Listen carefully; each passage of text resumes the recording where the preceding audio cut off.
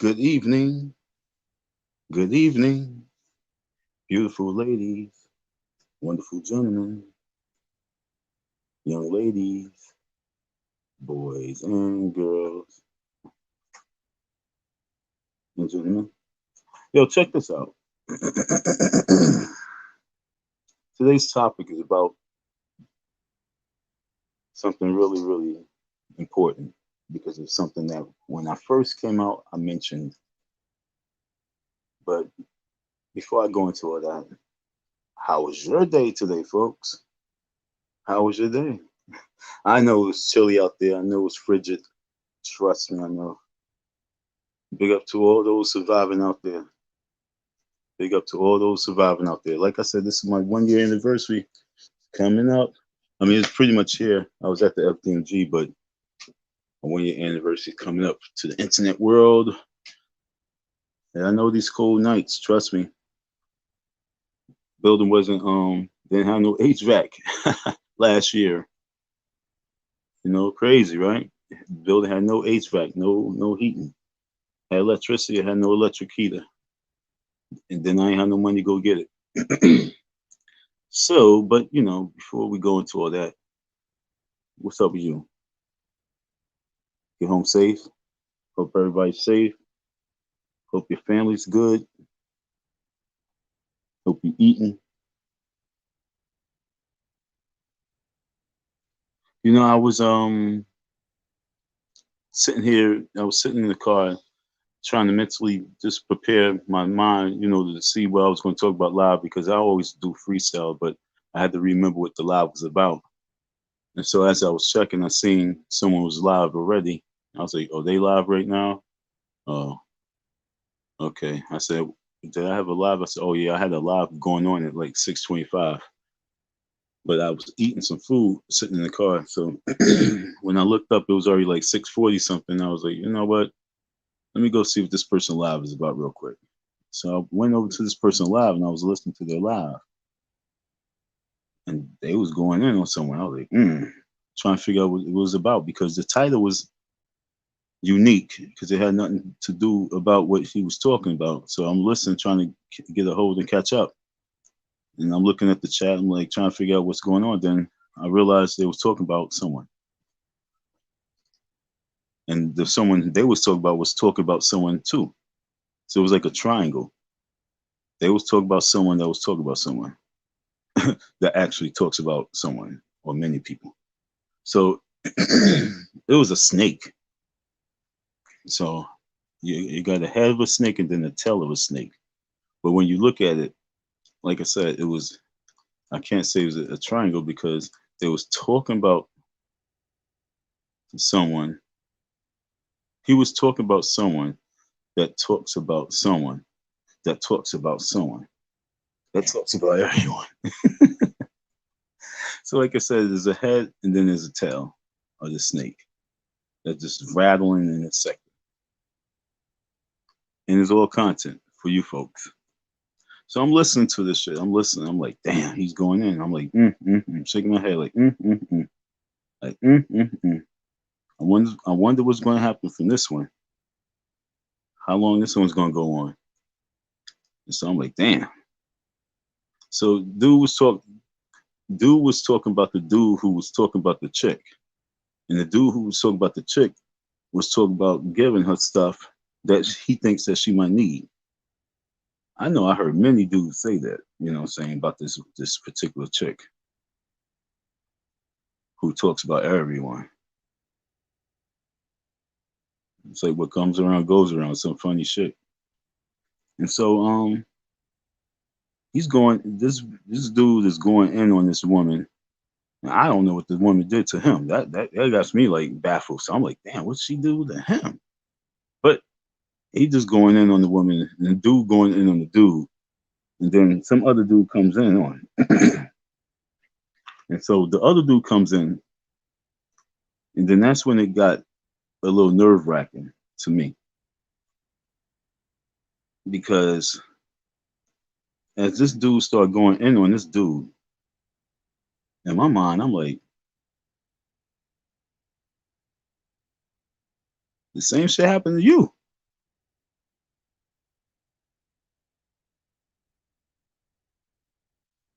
the same shit happened to you. She's talking all this shit about the woman, a black queen. Nobody even know what she is, but you talk about her being a black queen, and no man should ever talk to a black queen like that. And he got his preach on, have people in the chat saying, yo, you talking that fire. And I was like, I just could laugh. You know what I'm saying? All I could do is laugh. And then, you know, suddenly, you know, the person started talking, then start addressing some other person and saying like, yo, as a matter of fact, you come up on the panel and, yo, I need to talk to you. I need to talk to you. And so he was talking to a character named P. I don't know who P is. I'm like, who's P? And so after a little few seconds, a few minutes go by, P don't show up. And so, you know, like I said, I'm just laughing in the chat. I might have said something else I can't remember, but it was something subtle.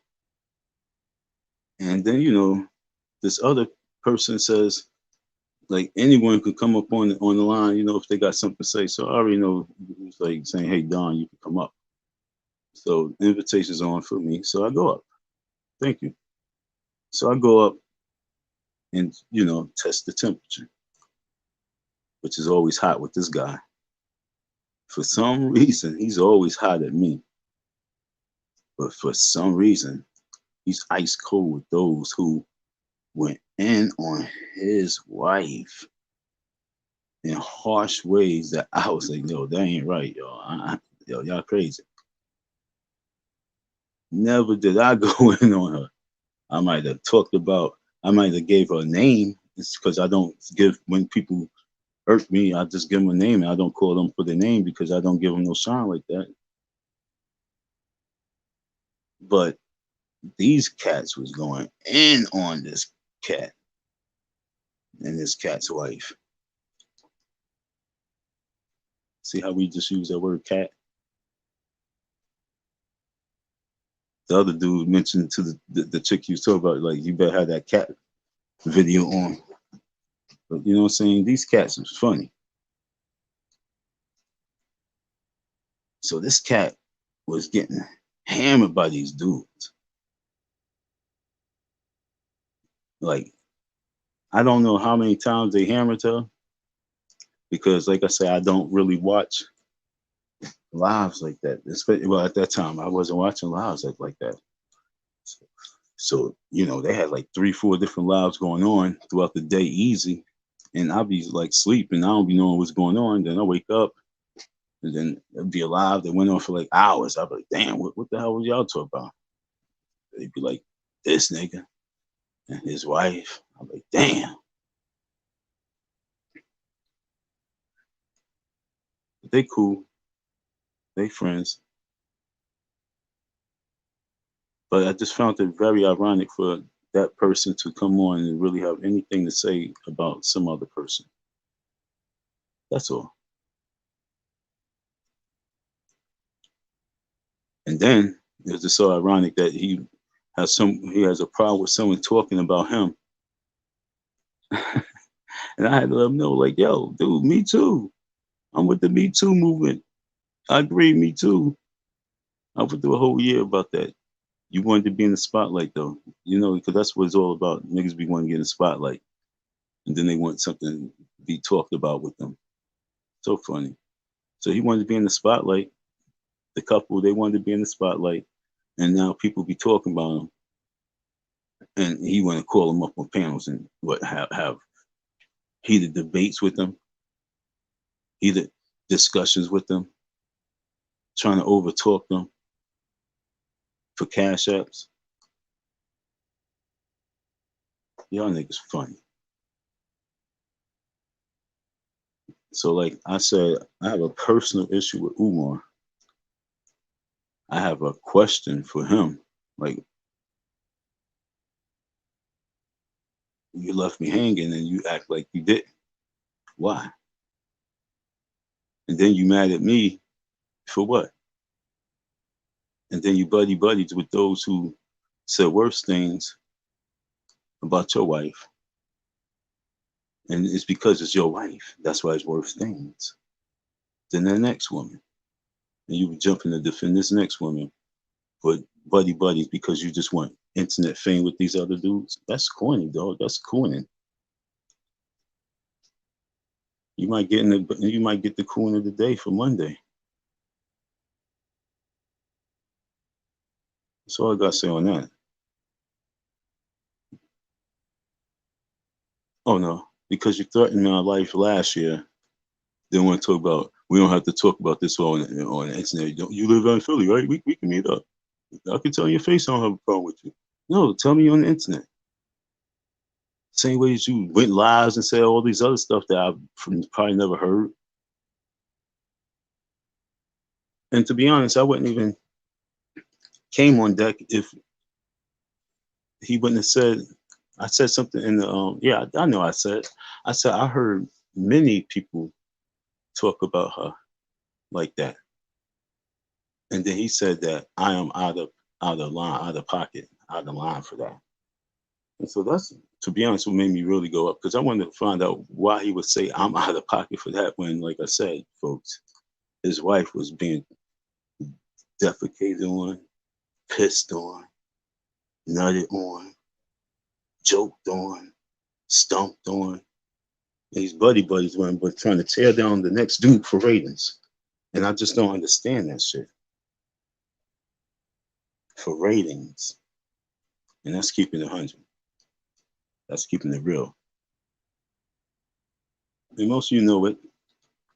Most of you know it. But these people gotta cut that out. Especially when they call themselves grown folks.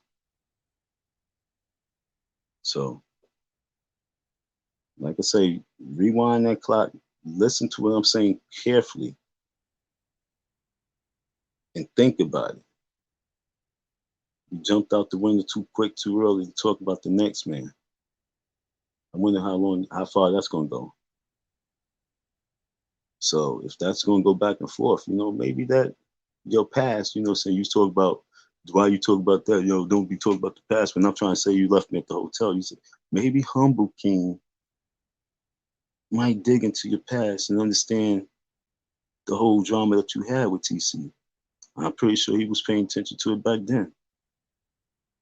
Not just TC, but D. Durrell and Red Pill and Poetic Flacco. And like you said, Smoke, the whole good guy crew that you keep trying to throw me into. And I told you I came straight neutral. I told T when I first met him, I'm no good guy. I'm not that part of that nature. I'm no Umar supporter. I'm no Umar hater. I'm me. I told him that day, the first day in the park. I told you guys this first day when I went on live. I say to the end, I'm Ultimate Trolling Warrior. I'm Icy Don. I'm Don M, the FDMG Boogieman. So to keep relating and all the other stuff, and nah, that was all done on y'all ass. Y'all buddies.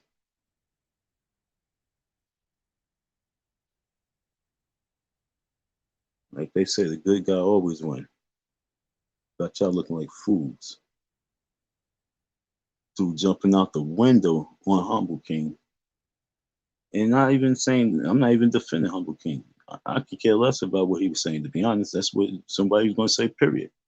Like I said, I heard many people say that same thing. He just made it more, he just gave it more detail. He gave it more Steven Spielberg. He gave it a little Langston Hughes.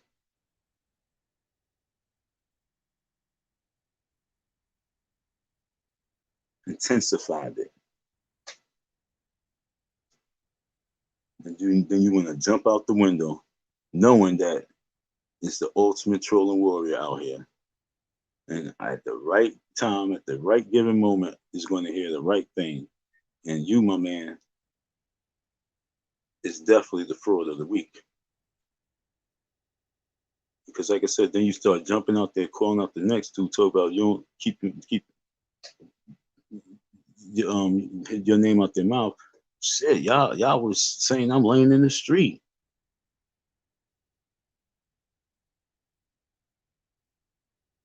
Like, come on.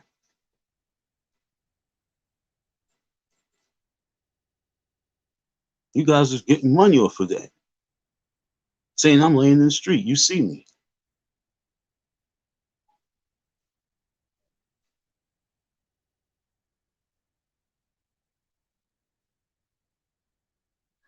Lucy and Desi, both of you. So y'all need to cut it out. You need to cut it out.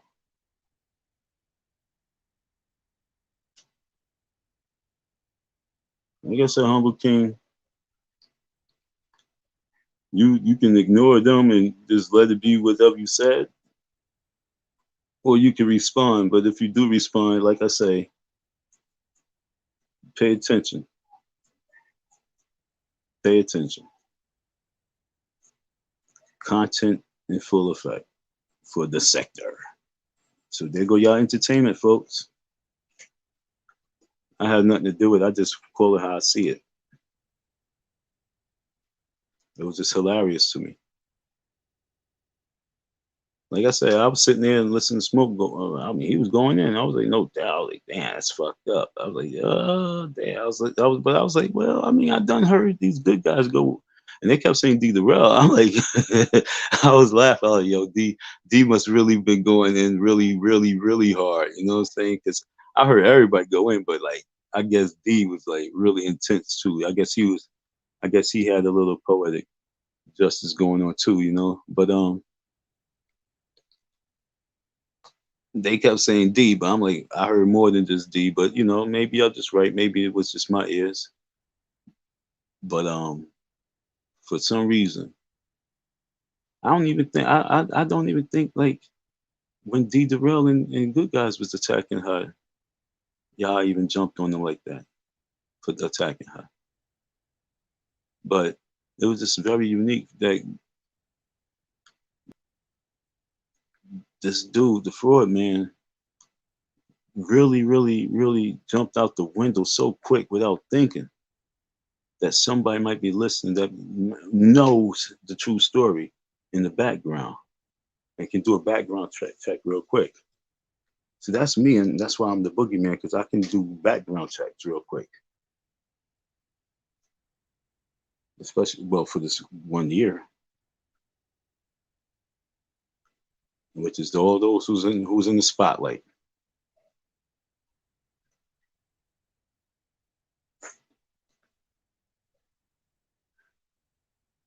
All those who's in the spotlight, including Umar Johnson. And that's why I have the background check on him. That's why I say, you know, he better have that HVAC by Wednesday.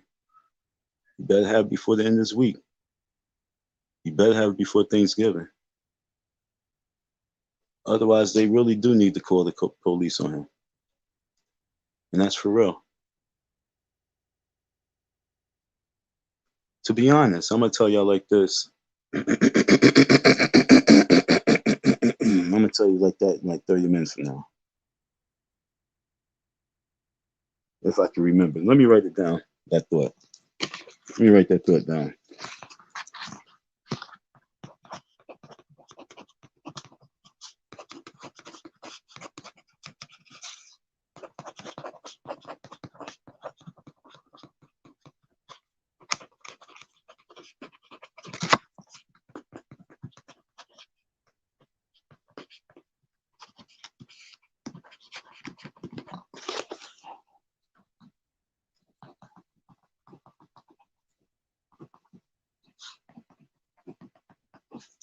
There we go.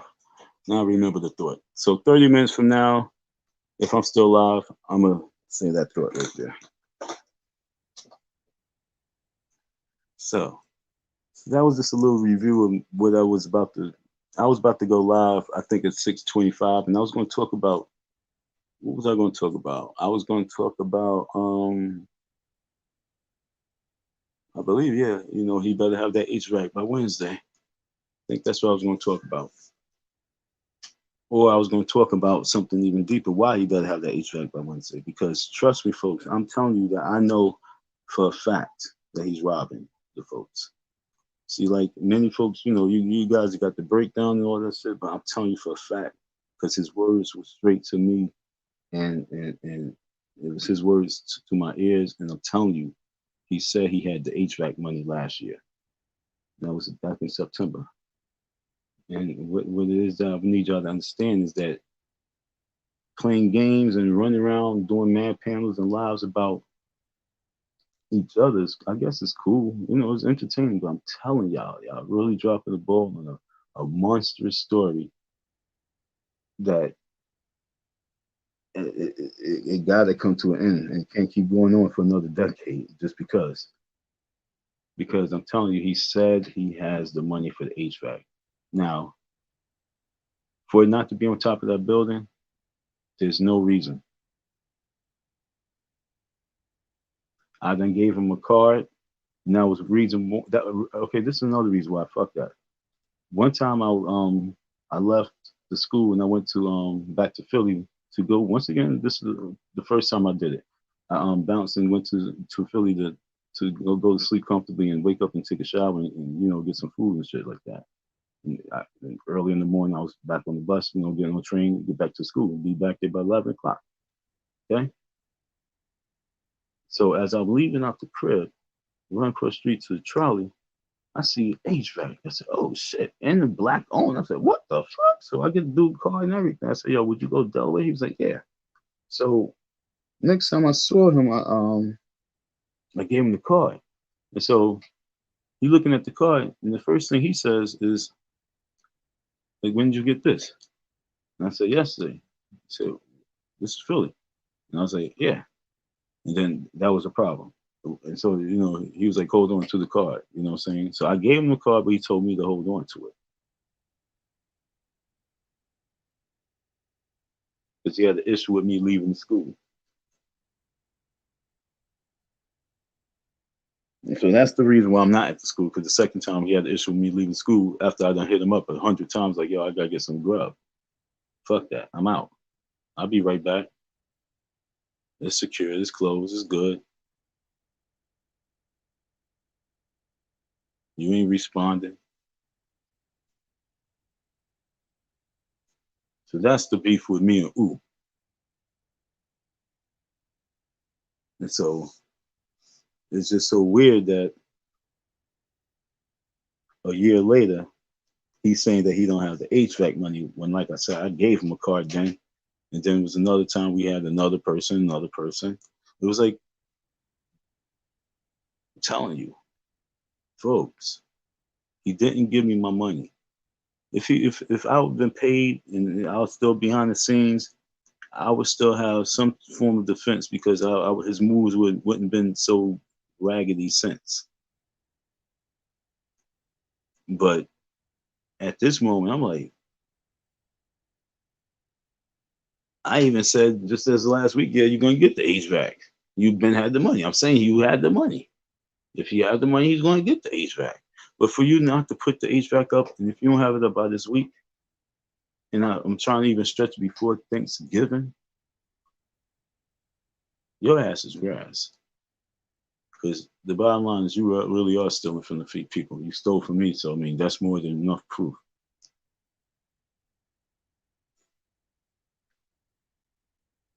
So if you would steal from a homeless guy, Lord knows what you would do from doctors and lawyers.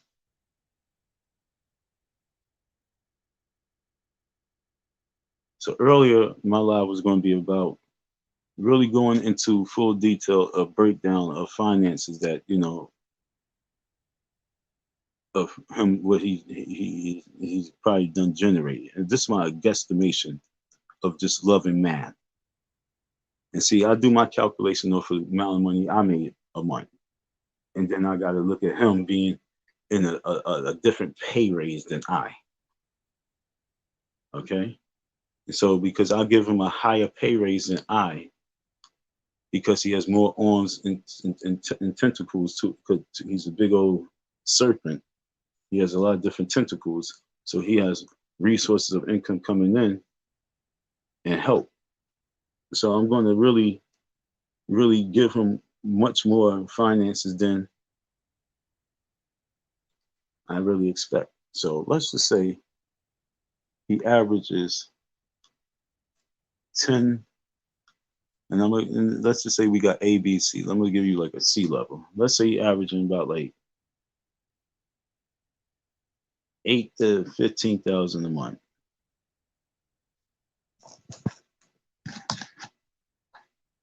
So if it's 8,000 a month, and this is still C though. 8 to 15,000 still C. So if it's 8,000 a month, that's 96,000 that he brought in for the year. Okay. If it's at 15,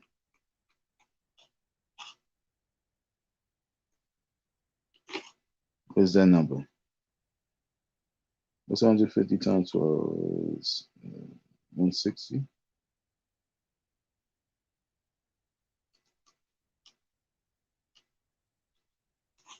This is live. I'm doing it now, so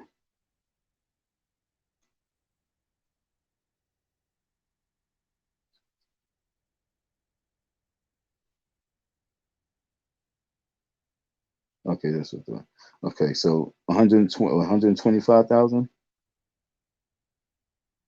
Unless I get if I'm putting the number in the wrong place, so 170,000. If I ain't put the zero in the wrong place, $170,000 he generated if he did 15 a number of 15,000. So anything between 96,000 to 170,000. They'll do the numbers right. 0, 0, 0, 0, 2, 0, 0, 0, 5, 1. Yeah, 170,000. So anything between 96,000 to 170,000 if he brought in between 8,000 and 15,000 a month average.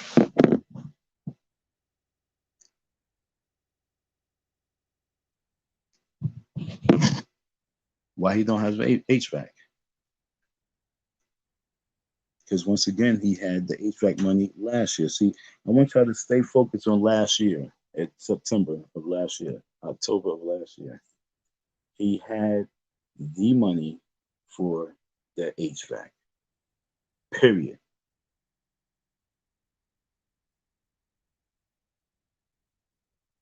So if he made and raised 96,000 to $170,000 in the course of a year at a low level, where is his HVAC for the school that he was supposed to open back in August of last year?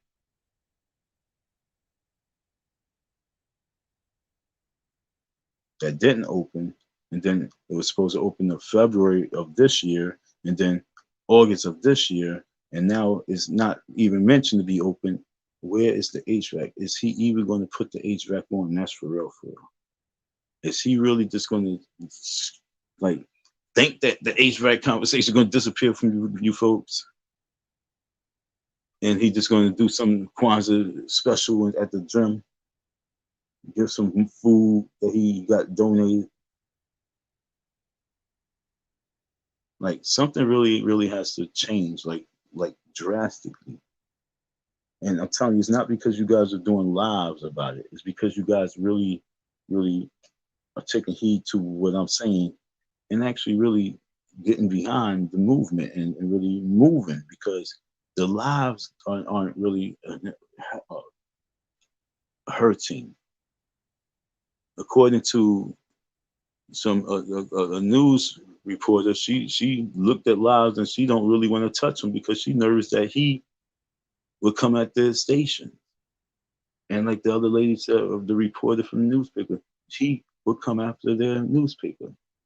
These people be nervous of him because they see the type of dude he is.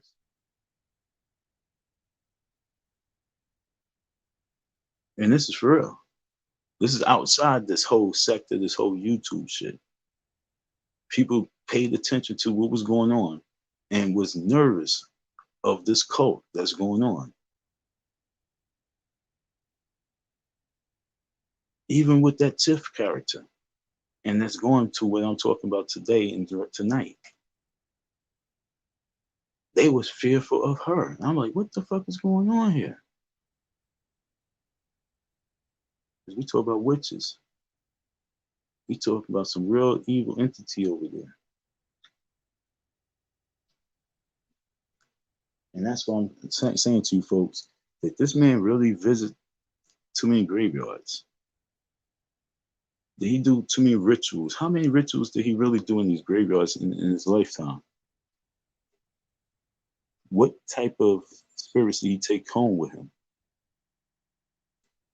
I told y'all this last year when y'all asked me, why do you think he doing this? I said, because I think he got some demons around him. And y'all niggas was like, come on, man. Come on. He's on drugs. I'm like, no, it's worse than drugs.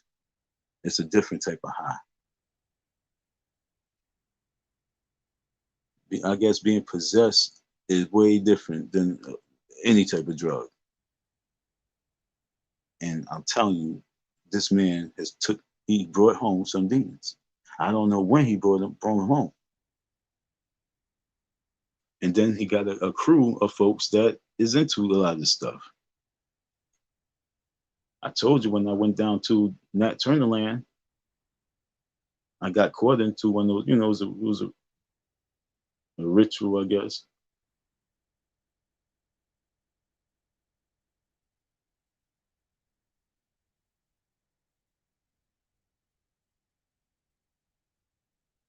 But one of the first things I said is like, yo, when I seen him and I walked up to him by the tree, I was like, yo, what's all this shit?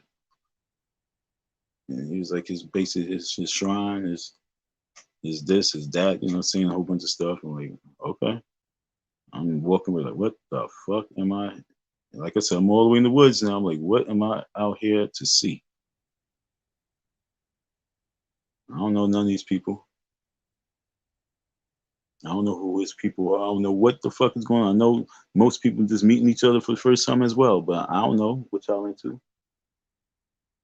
I have my icy card and I have my buttons out there, you know what I'm saying? For real. Made me some money.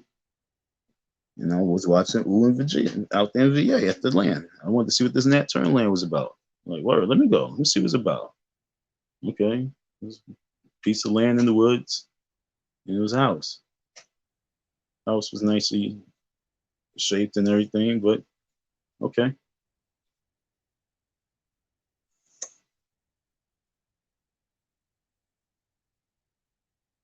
But like I say, how many grave sites to have this man searched for, been involved in, with, did rituals at, did libation at, and what did he bring home in his back pocket?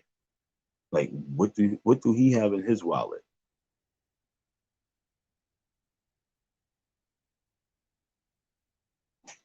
And that's why I'm asking, like, do he need to call the Ghostbusters? No, do we need to call the Ghostbusters on the FDMG? To be honest. And that's where I'm at right now. I really think it's time for us to call the Ghostbusters. Because there is something possessed about him and this FDMG and maybe even that land. Maybe it was good I got out that building. Like day 30 probably was coming. Some funny shit was gonna happen. Who knows?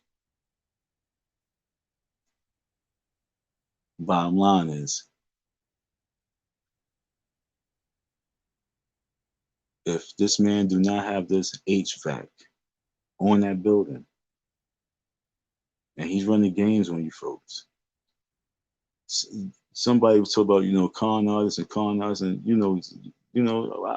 I really hear y'all with certain things, con artists, but yo, like I say, I'm at a point right now where I'm thinking like this really is a poltergeist, a possession of this man's spirit, his soul.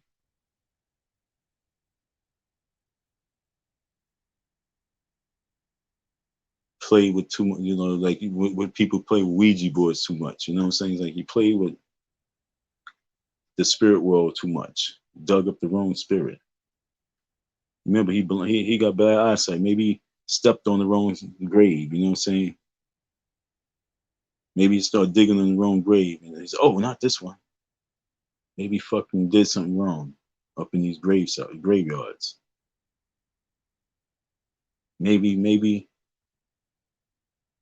like they say, you know, he's just walking all over and I'm looking at like, damn, I always was nervous like walking in the graveyards because I'm like, I don't know whose grave I'm walking on. I was like, damn, and just to be carefree about it, not caring. Maybe, you know, the spirit graveyard, you know, police decide that they're gonna really check this nigga. Who knows? But do we need to call the Ghostbusters to find out is that he need to be like sedated?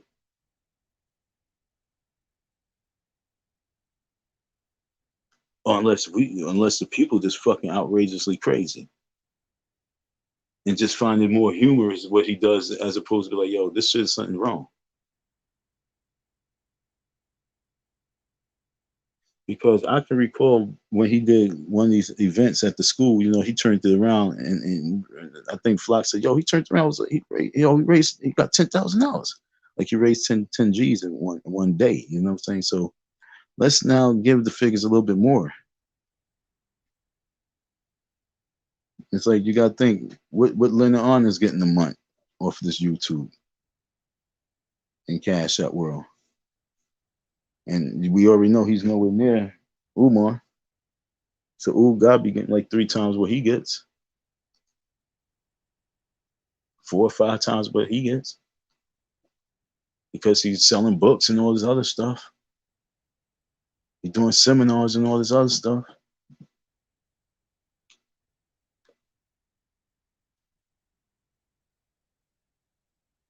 I'm really nervous that the truth is really going to come out and he's really going to go to jail and it's going to look really bad for black man. I'm really nervous on that. Because if Polite go down and he go down all in 1 year, black man's whole prestige and their image is like depleted when it comes to people who's on the internet looking for conscious speakers. I ain't got nothing to say about Young Pharaoh. I mean, he the more he sinks is like that's the youth anyway though. I don't care what we talk, what we cat rap, what we sing, what we act. When I look at the age, that's still the youth. That's the young people, period. So I don't care what type of knowledge people be having and shit like that. And I'm just looking at the behavior. I'm like, oh man, this guys really is young. And that's that. You really need a hug and some guidance. That's what that shows. Everybody be thinking it'd be about the money, so they be trying to hide behind that shit. Kanye will let you know, nah, yo, it ain't gonna mean nothing. So my whole thing right now is who really got something on his head, and for this not to be like something that become mainstream. I don't know what it's really going to take for it to become. I mean, I actually do know what it's going to take to become mainstream. It's going to really take those people who have issues with the situation to really get behind a real situation and make it mainstream, because that issue will make everything mainstream. How he did not pay this worker and he done been raising money for 10 some years. And then it's going to force them to look at what he's been raising in the time frame. You need a real issue. That's what I'm trying to tell you, folks. A real issue came out, and y'all really disrespecting that real issue. And I ain't talking about disrespecting me. I'm just saying disrespecting the real issue that y'all done made. Y'all made this really happen. You made me come into the world. You folks birthed this embryo by giving the man that much hate. It made me come to the school.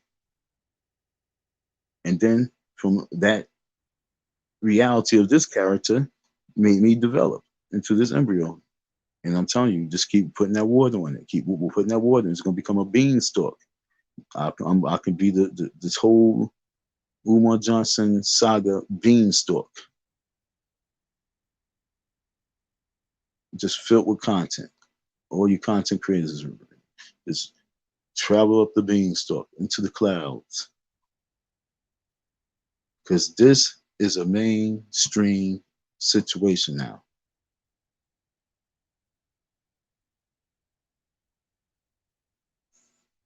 Between me telling you, not you saying where's the HVAC, and me telling you that he had HVAC money last year. I told y'all that. He said, yo, he had HVAC money. I keep telling you that. And so every time he says, get on your cash app, and every time he say, anytime he said HVAC, and we gotta give him the cash app, anytime I'm gonna give him grace. Anytime from October, from anytime from October, I don't even want to say Halloween, okay? I really want to say October 15th, fuck that. Anytime from October 15th to this present day, if he mentioned anything but he need HVAC money. And if anyone who had, see, like those people who really be on it like that, go to all the times that if you can dig up every time he's mentioned it from October 15th after, and you can put something together on that, I'm telling you, you got it. Because he been had HVAC money. So what was he asking for HVAC money for if he already had HVAC money? And that's what I'm trying to tell you folks. No. The more you making me an enemy, I'm telling you, the more you're gonna make it worse for you. You should have been got me out the situation. All you had to do is give the apology. But your arrogance is gonna hurt you because trust me, I need these people to really destroy the situation right now.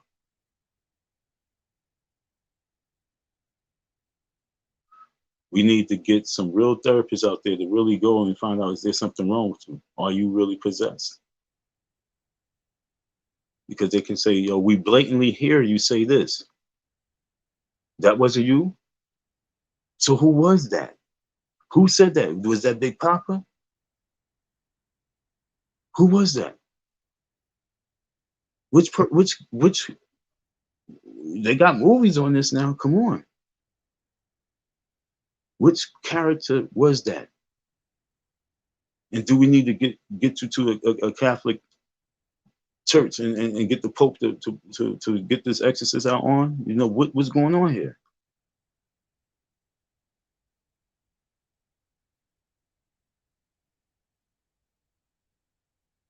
That's why it was very important for Mike Tyson to sit down with this man and say, yo, this nigga crazy. And find him some help.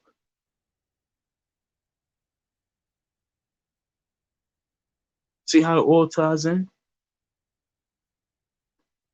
Get him the right psychiatrist, the right doctor, get him into the right hospital, and give him the right therapy. It's a high profile case. We talk about a few dollars, $100 and 50 cents. We talk about millions. We be watching these shows about these divas who made millions, and you know, in the drug game and shit like that. They be showing these white boys and scamming these women all out their money. Come on, Umar. Do you gotta be the next face for one of those? And the sad thing, behind the scenes, you might even be innocent, but it don't look innocent at all. You really look guilty. And that's what makes you even have to go to the hospital, because everybody's like, no, he's guilty. And you still defending yourself that you're innocent, but we don't believe you because the facts show that you're guilty. Even if your heart now, because you got your sanity back, because the exorcist left you now, and now you can't prove it, you better get you some help. Do we need to call the Ghostbusters? We got documentation many times of you visiting the grave sites. You even said your wife or your wives got to be out there digging graves up with you, because that's the work. Do we gotta call the Ghostbusters because we got something really, really weird going on here that is even advertising itself? Like, really? I mean, like, are you really the Antichrist or some shit? What the fuck are you? Or you so big? Were you telling the people what you're doing? You going to different powerful grave sites and digging up their spirits, collecting their bones and giving it to Tiffany so she can crush it up, make some soup, make some special tea. What's going on here? You digging up bones? See, this is what I'm trying to tell you, folks. I told you I put it all together. Y'all not really listening.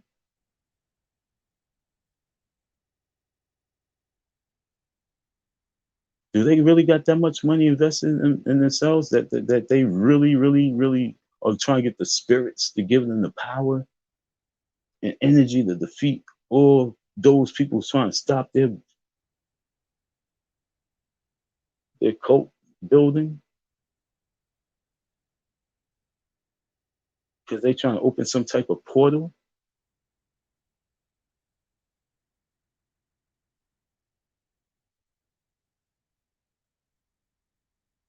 What's going on here?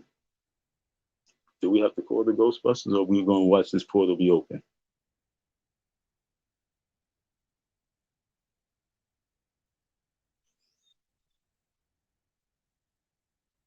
Yeah, I sit back and not listen and take heed to what I'm saying. But if you go back to the very first, but you can't go back to that tape unless you find the person who have it. But when I spoke and I told you what I think, I said it last year and I'm saying it even stronger now. As I'm really watching the way he's moving and just paying attention to other people's lives and what they're saying, and like, yo, I told you, he got spirits around him. He be around too many dead people. He done summoned something up. And that's why I'm trying to tell you the only way y'all gonna be able to defeat him is by recognizing what's the tool that you have in front of you.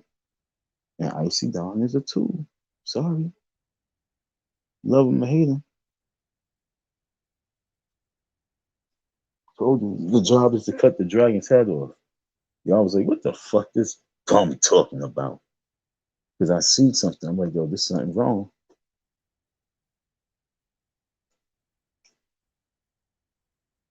So when you got me saying this forever, and then you got EMJ doing the live and talk about, yo, he's at another grave, but they's not really really going back to rewind. But yo, Icy Dawn said that he got spirits around him.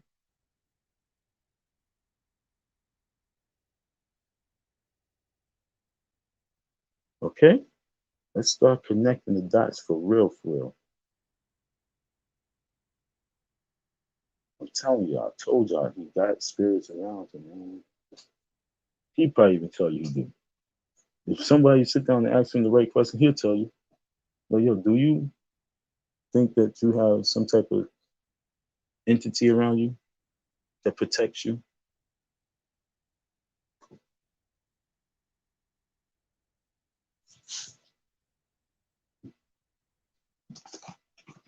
And what do you call it? Do we need to call Ghostbusters, folks? Because I guarantee you he's going to say yes.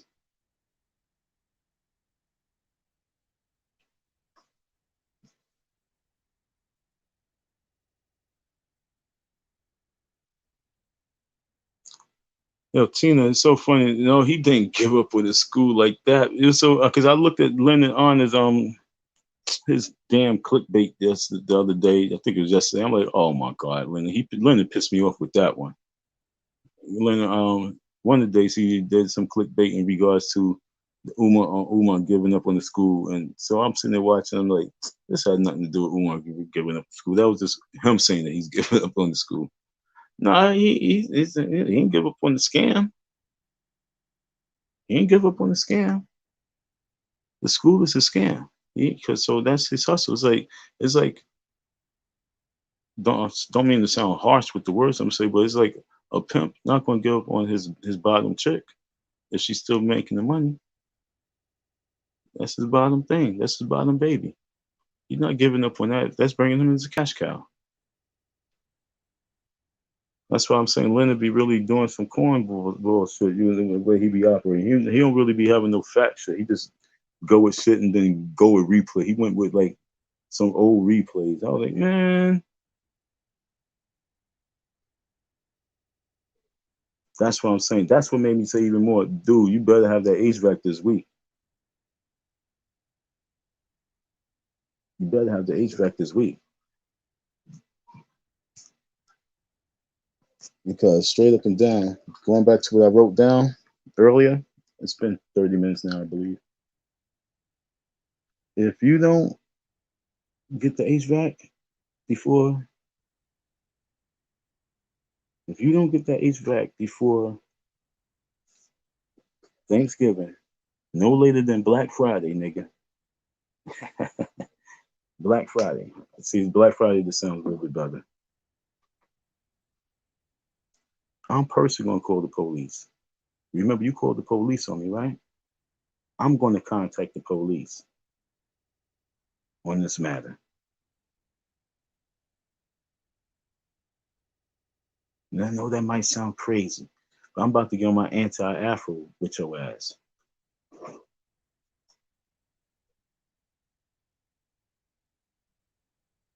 I want to see what they have to say about it. And I'm talking about the whole story and situation. Tell me what, so that they can guide me in the right direction and put this shit on the fucking radar.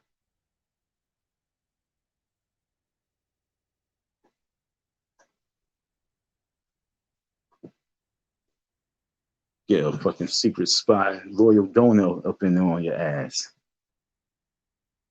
Find out what's going on. Invest that little few dollars to find out what the fuck's going on. Nice little private investigator on your ass, huh? Like I said, you better have that HVAC. I gotta go out to Delaware next week, nigga.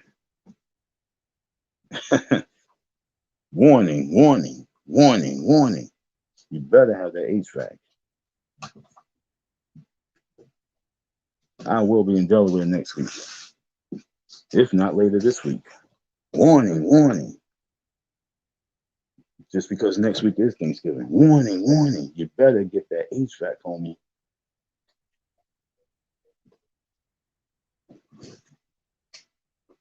Don't have me really start really fully 1000% believing that you are scamming your people. Don't really let me program that in my mind. I'm still letting the good guy love that they have for your ass manifest. Don't let me pull the plug on that shit and start calling you as you are, scamming ass. Yo, don't do that. I'd stay focused and just say you didn't pay me. Don't let me just pull the plug on that shit and become comatose on the fact that you are possessed. You are robbing people blind and no one's there to defend, and you because you have an army of people. Tiffany said that if anybody came on that block, they was going to get their heads popped. Worldwide even said it.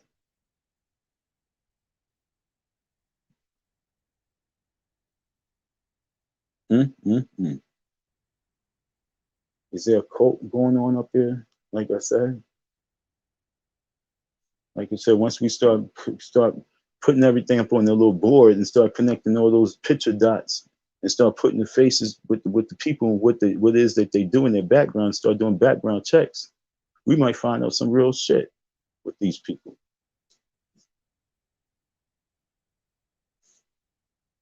And behind the scenes, more people that you might not even think. Like, wow, oh shit, he got more people than we even know. This is deeper than him. We might stumble onto some real life back in the days type of shit. On some real heavy numbers.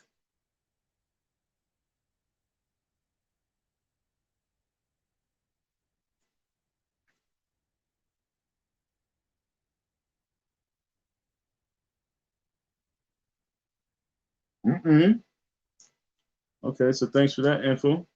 It says 9/12/21. Umar paid $50,000 in back taxes. Sonny Jim Jones quote. Okay. I mean, I'm really being. I'm not even like being like conspiracy ish. I'm being for realish. That's the new show, for realish. I'm being for realish.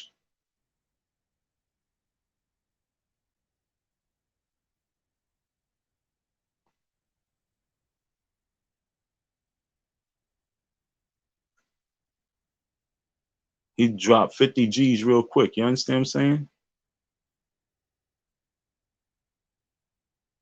And you gotta understand, that's more than enough to hold them people off until next year.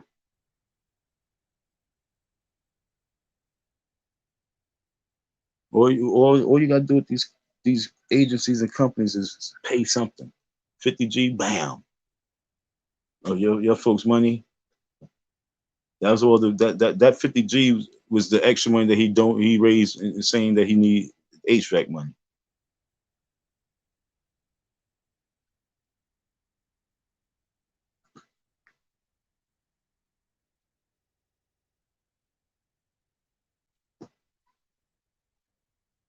This is a real serious issue. And folks, like I say, I gotta stay on his ass because he got me going through some bullshit because I shouldn't even be here.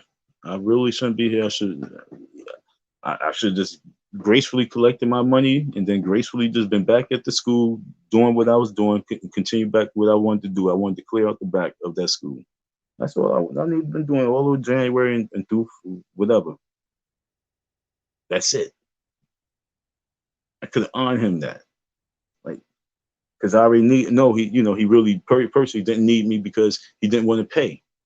And it was better for him to have the dude that was outside, even though he just saw it better for him just to stay his ass outside, don't give him no keys, don't let him in the building.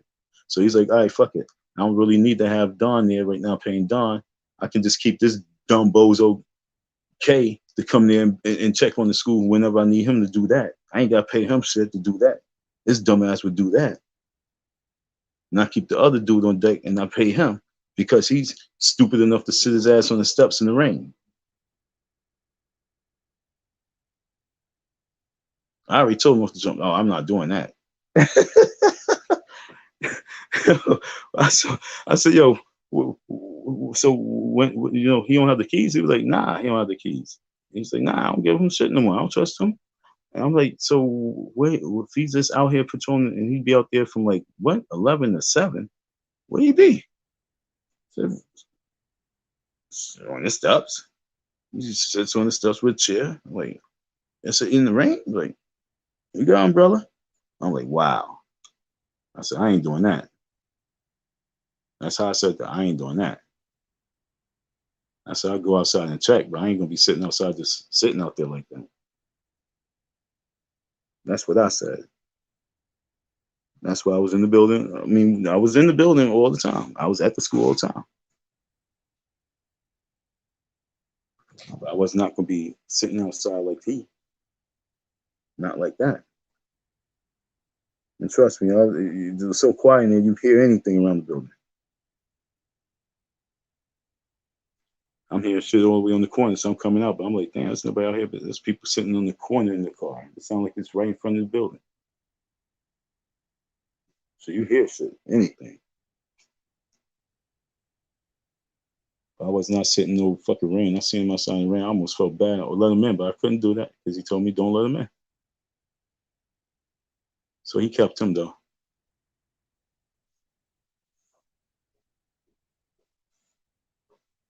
But like I say, folks, 50 G's on taxes. That wasn't old. That wasn't even old money. That was just the new money, real quick. Going back to what I'm saying, he raised a lot of money this year. If he threw $50,000 to taxes this year, he raised, like I said, damn near $200,000, no problem. Somebody probably gonna say, no, he raised $1 million. Somebody would say he raised $1 million. They say my numbers is too low. And I'm saying, if you believe, this is what I'm saying to anybody who believe that my numbers is too low, because I also said that that was my low number. You know what I'm saying? That 170,000, that was my C. I didn't do my B and then my A. But if y'all think that that's a low number, and y'all think that he raised $1 million, that's even more reason why you need to really, really just support my whole $3,000. Get it really out there strong and let it be known that he is a thief. He's Robin Hood. He's robbing the hood. And we think he's possessed. We pushing that. We pushing that. We think he's possessed because he done visit too many graveyards. He do too much libation and rituals. He be doing rituals and digging up bones and grave sites. Don't believe us? Check it out. He said his wife got to dig up bones. Don't believe us? Check it out. And then he have a bone crusher. Don't believe us? Check it out. I think he's possessed. Don't say he is. Like Leonard Arnold would say, he's on drugs. No, I think he's possessed, and then show these people the facts. Oh, what? They got to come from his mouth.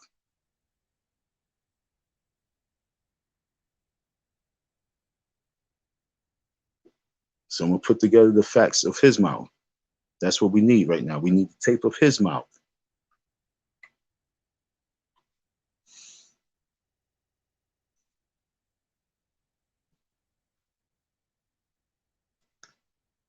Do we need to call Ghostbusters on his ass?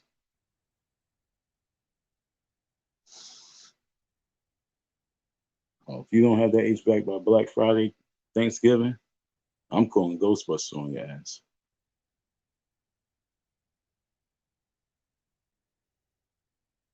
Got to turn up the temperature on it. You too comfortable. I don't like when niggas be too comfortable and they really fucked up. You too comfortable. You really foul. You too comfortable. It's amazing.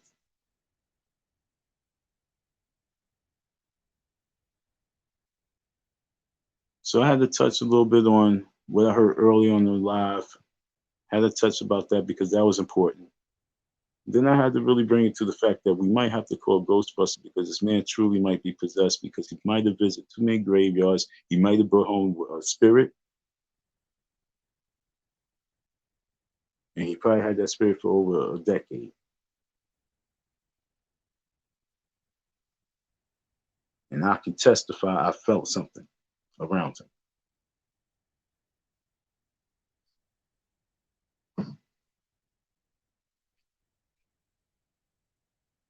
Don't call me crazy. Well, I know.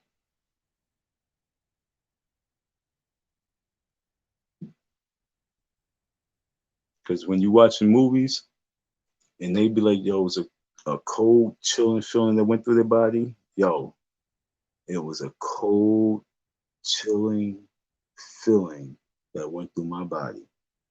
And it was there for a long time.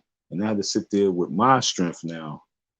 Understand? You see, my strength, I had to really turn my strength up mentally and spiritually in that car for the ride from Delaware to combat his energy. I don't know what he was trying to do, but I was not having it. That's what I felt, folks. So you guys can talk on the internet about a whole bunch of shit. I'm telling you personal feelings. I'm talking about spiritual feelings and everything to make me say what I say. And not on no crazy shit. We're going to have to call the Ghostbusters on his ass because something wrong.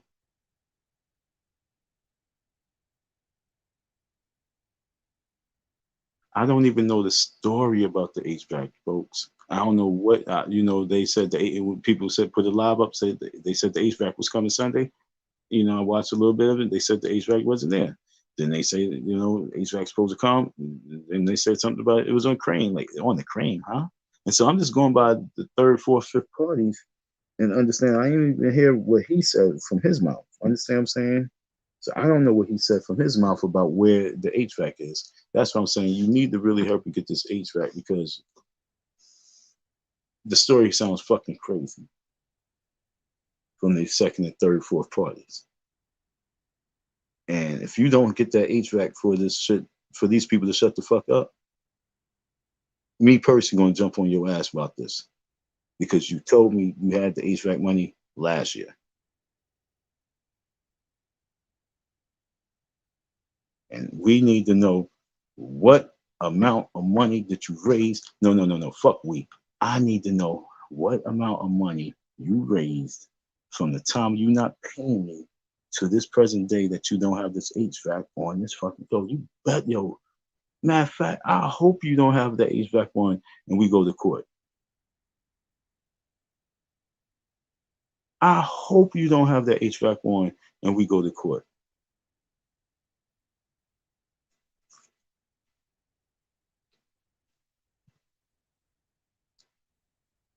It's really hilarious. This is a real, this is a true crime story. Crime of embezzlement, crime of fraud, conspiracy, cultism.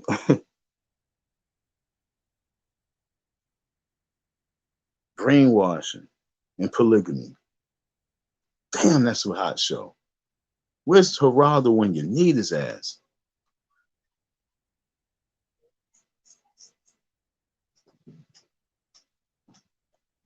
And it's sad because, like I said, yo, Umar Johnson said they love you. You know what I'm saying? There's a lot of people that still hold on to hope that you're gonna come through. You know what I'm saying? It's like, yo, mad people is hoping that you can come through. Even Lennon said, yo, he's hoping that you can come through, yo. Yo, I'm trying to tell you, dog. Lennon said, yo, he hopes you, yo, he's rooting for you. Like, he really wants you to make it through this shit. Don't you get it? Because if you don't, this gotta make it. This has to make it to primetime storyline. Can you imagine seeing this shit on Nightline or whatever those shows they got now on these mainstream shows? 60 Minutes. Can y'all imagine seeing me on 60 Minutes talking? Huh?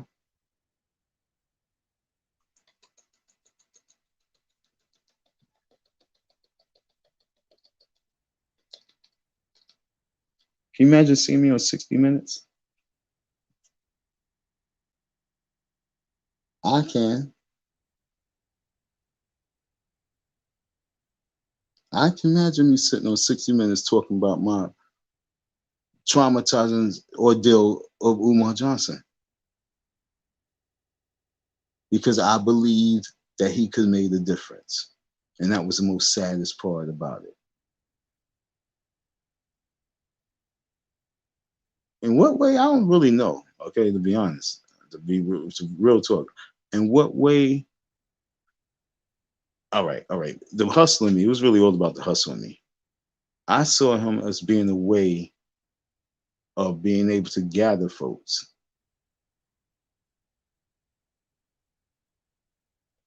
And if we would have sharpened him up like a Donald Trump, sharpened him up, fine-tuned him and everything, he could have been a strong cash cow moving through just the world. It was like a wave. So that's what I saw. Because like I said, I saw many things of me within him.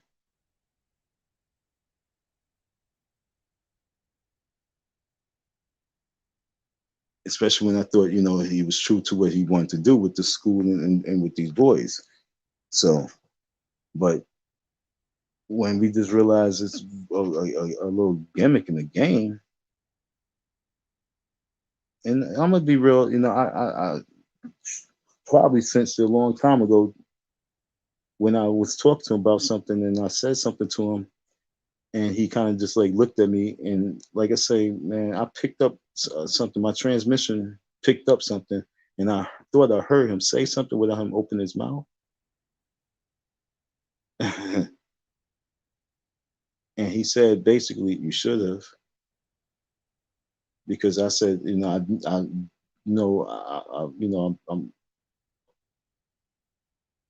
I couldn't, I didn't do what you did because I just couldn't get on the internet and be unorthodox and be talking about what it is that I want to do to the people and collect funds and things like that. I said, so for you, which you was able to do it. I just couldn't do it. He kind of like looked at me and gave me that look like, well, you should have. And I heard it like, and so like I said, ever since then, even my mom was like, is it about just the bread? And so I was sometimes constantly just throw little things to see how his reaction would be. And I'm like, I wonder if this really is about this money and the hustle that he got going on. And he really don't want nobody to be let in on his hustle. And so that's what I'm really believing. And to have that type of mindset, you really are possessed. So do we have to call the Ghostbusters? Well, I definitely had to call it out on the other dude. I had to call him out because, like I said, these people talked all about his wife, and he want to jump on the next dude because the next dude talked about this other chick who talked about everyone else, and starting with Umar Johnson. So she talked about me. Understand what I'm saying? She talked about she talked about me several times. No, did I ever jump out the window and say what my man Humble King said? But am I mad about what he said? Nope, not at all. Why? Because probably was thoughts that many people had. Me, I wasn't thinking of nothing of it, but maybe it was a thought that was in my mind, period. Like, this bitch needs some dick. Excuse my mouth, please, sorry. But you know what I'm saying? So am I mad at Humble King? Hell no. I want to know what she said that triggered him off to be spazzing like that. Like I said, I'm the root man. What was the root problem to make him jump out this window? Because I've been listening to him for like the past month. I've been catching not his full lives, okay, not his full videos. But I caught a few videos and a few lives, not in its entirety. But I never seen him in a spirit or on anti-Afro. I never seen him in that energy. So I want to know what happened and what was said and what she said that got him to that level of talking about that and with such intensity. That's what I want to know. But like I said, the next dude jumped out the window because he had hyenas on his wife ass, and then he had dude putting $10,000 to go, to go below. That never happened. Then he supposed seen dude had the drop on him, never rolled up on him. And then when they finally meet, they become buddies, like fucking pals. And then for him to be coming at you, I want to know if he even know the story in the background of it. You know what I'm saying? I want to know what the background of why you was going in on that chick who went on me. Like I say, I'm always vaccine. She went on me several times, and I know my dude Humble King out of anybody defended me with words, and to this day still defended me with words.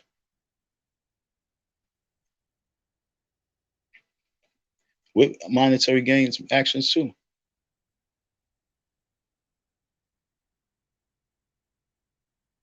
I'm just trying to figure out what she said that made him go in that hard. Fuck around, to be honest. I think he even got such a real wife that his wife probably was right there. That's why, and maybe not. I ain't see live, so I can't say that because he did say he was at the store. So, nah, she wasn't with him. But she probably thorough with, what I'm saying? He probably told her that he about to go in on this chick.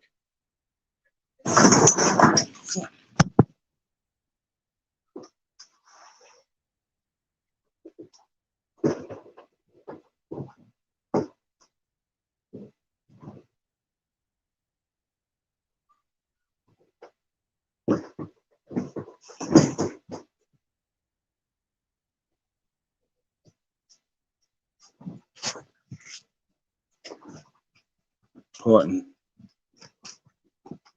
So I personally would like to know where his wife was, you know what I'm saying? Because like I said, he probably gave her the heads up on that.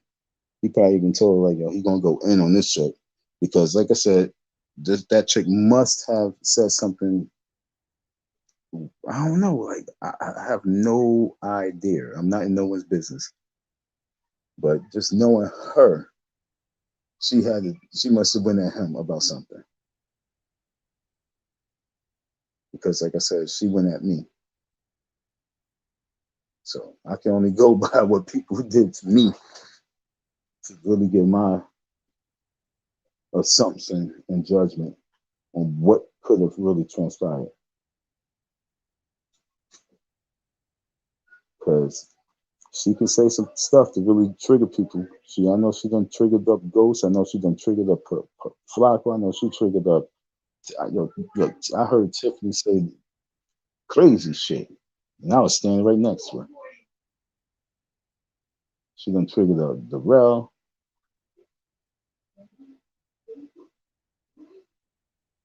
I done heard them going in.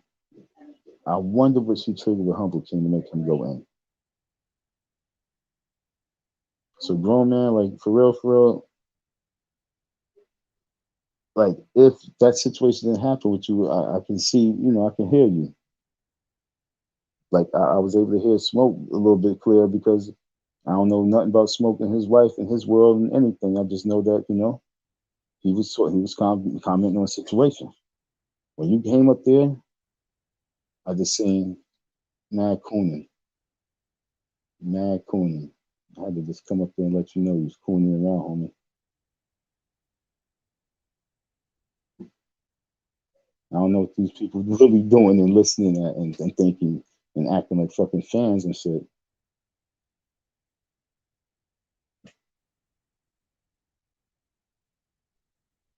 But you know that these good guys pissed you off, insinuating that I was going to be in your house fucking your wife and you want to be mad at me. And that's what it really is about. And it wasn't me. It was all of them. I wasn't even in chat. I wasn't even on their lives. I wasn't 90% times, maybe 10% times. I might have been on the live and they might have brought that up and I'll be, chill. Nah, it wasn't like that. Period. But they was going in. It was going in.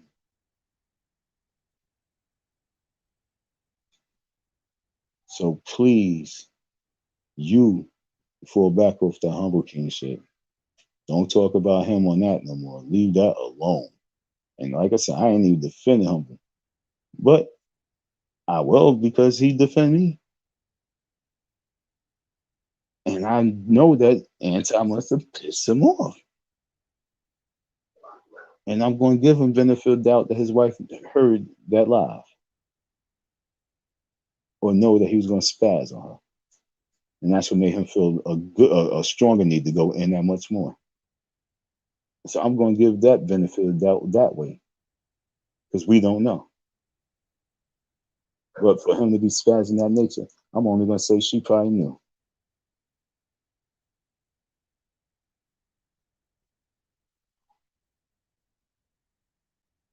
Because there's a lot of gangster chicks out there.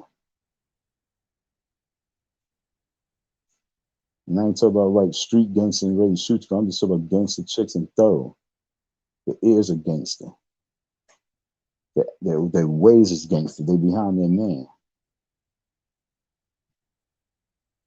So she probably pays attention to this loud shit, a little something, not probably heavy, but a little something, something. Just like Bernice with his with Lennon. And he was like, yo, this chick actually said this, yo, you hear her? He probably was like, yo, I'm about to go in on this bitch. And she probably was like, yo, fuck her, go in. And he said, word, bitch probably needs some put, needs some dick. And when you fuck around, his wife probably even said it. His wife probably said she want to fuck you. His wife probably said she probably lusting for you. His wife probably triggered him to spaz out. You dig? Because his wife was probably confident in herself to know that her man is with her. So she probably was spazzing like she wants you. That made him say, yeah, you're right. It made him feel comfortable enough to spaz out. See, like I say, this is her therapy. So, grown man, what's your excuse?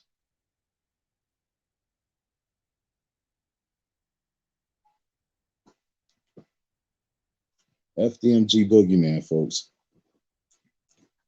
So we talked about Umar. We talked about the situation with what's going on in the sector and the smoke gang attacking Humble King. Like I said, I stumbled on that by accident. I'm not even trying to be in that business. It's just that it really bothered me because he has mad animosity towards me, or period. And I don't know why. I have no idea why. Especially when he's buddies with the people who he was fucking assassinating him and his wife.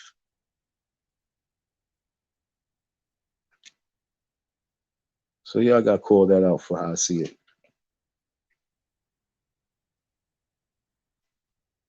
Like I said, I had no problem when Smoke was talking. I was like, damn, Smoke. I was like, probably even thinking in my mind, damn, do Smoke have a point here? But I was still saying with the chick, no matter what, I know she was talking about me. So I know she must have said something about this dude. So it was no matter what, like, yo, what did she say? What down? So I'm hearing Smoke, Smoke probably, these are content creators. So there go your content. I heard him say thanks for the cash app several times. So so he got several cash apps for that. But grown man, I don't know, homie. You just should have just felled off and just let Smoke just continue to get his cash apps, talk about Humble King, and that been that.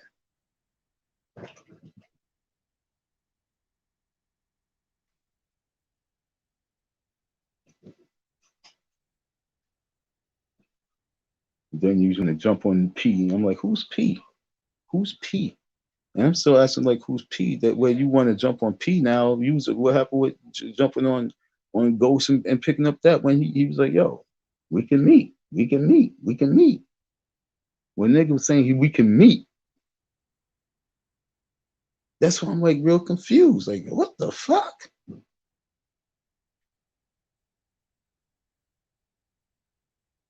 Ultimate trolling warrior, folks.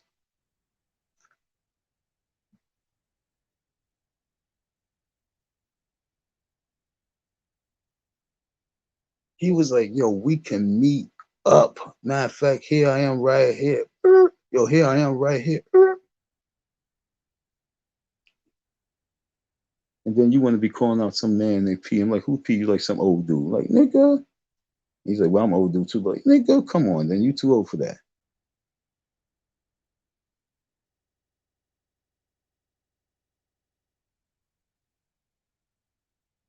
So all across the board, you should just stay in the chat.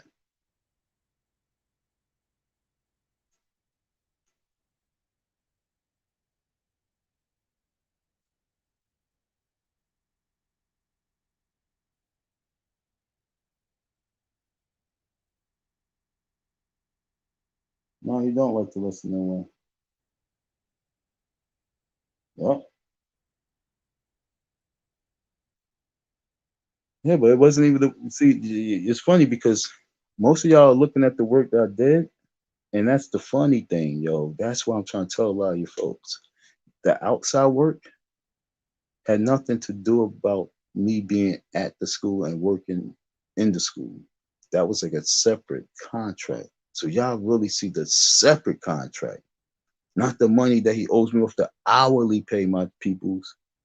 Like I'm really trying to tell you, nah, it's not just 3,000 because the dude who cut the lawn was supposed to cut the back. Okay, so Ooh asked him like, how much would you charge for the back?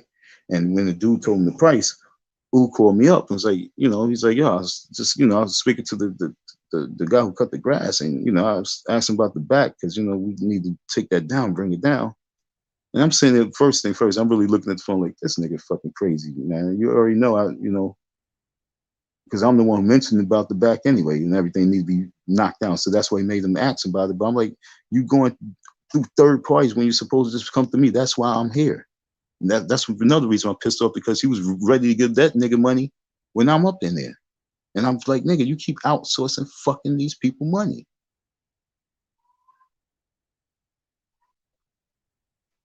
Y'all don't even understand. And so yeah, that outside shit dude said what he said, then I was like, nah, I kill that shit for this. Because I already knew what was going to be the main price. The main price was the kid was going to get a dump. And I was like, nah, we got a dump. We good. We don't need that dump. That's why the way I did it, I did it in a way that I did it. Man, look, folks, say that nigga mad bread. Fuck that. So the work that y'all see is just the outside. Y'all don't see. You didn't see me in the time of working, just being in the school on patrol and keeping the fiends from the school. You know what I'm saying? That was the other work. Which y'all be like, that was worth 3,000. Yeah, you know what I'm saying? Yeah, that nigga crazy.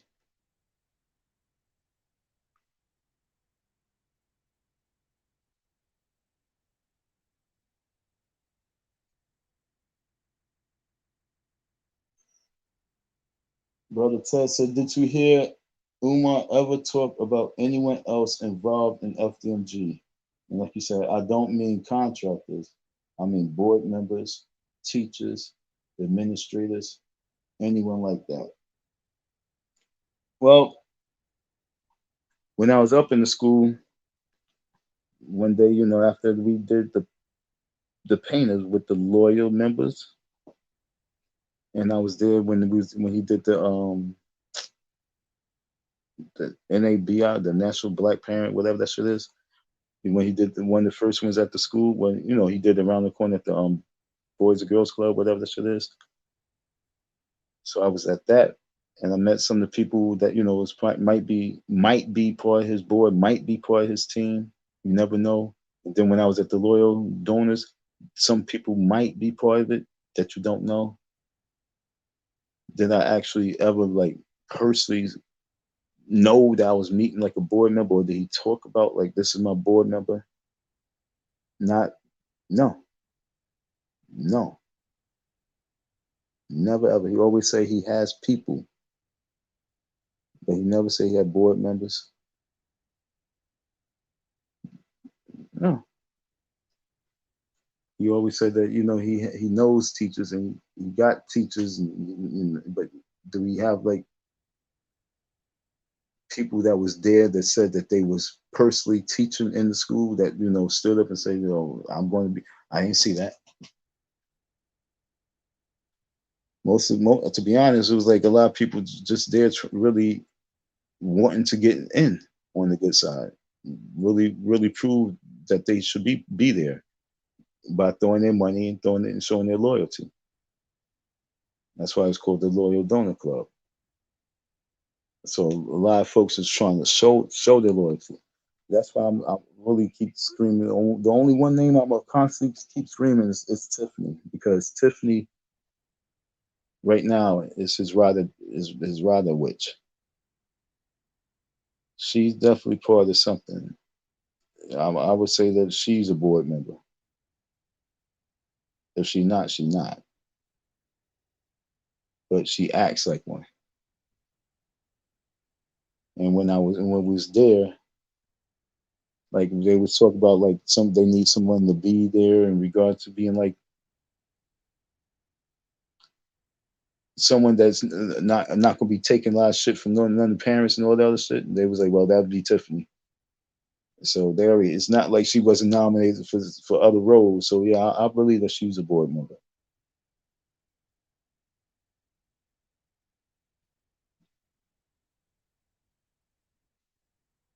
I can maybe give maybe like one more or two more guests on a couple other people that I would assume would be or would be become a board member.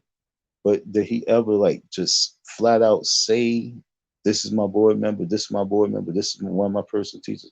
Nope.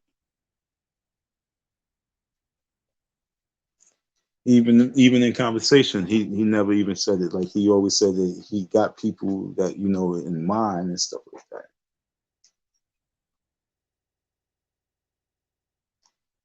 Come on now, for 10 years,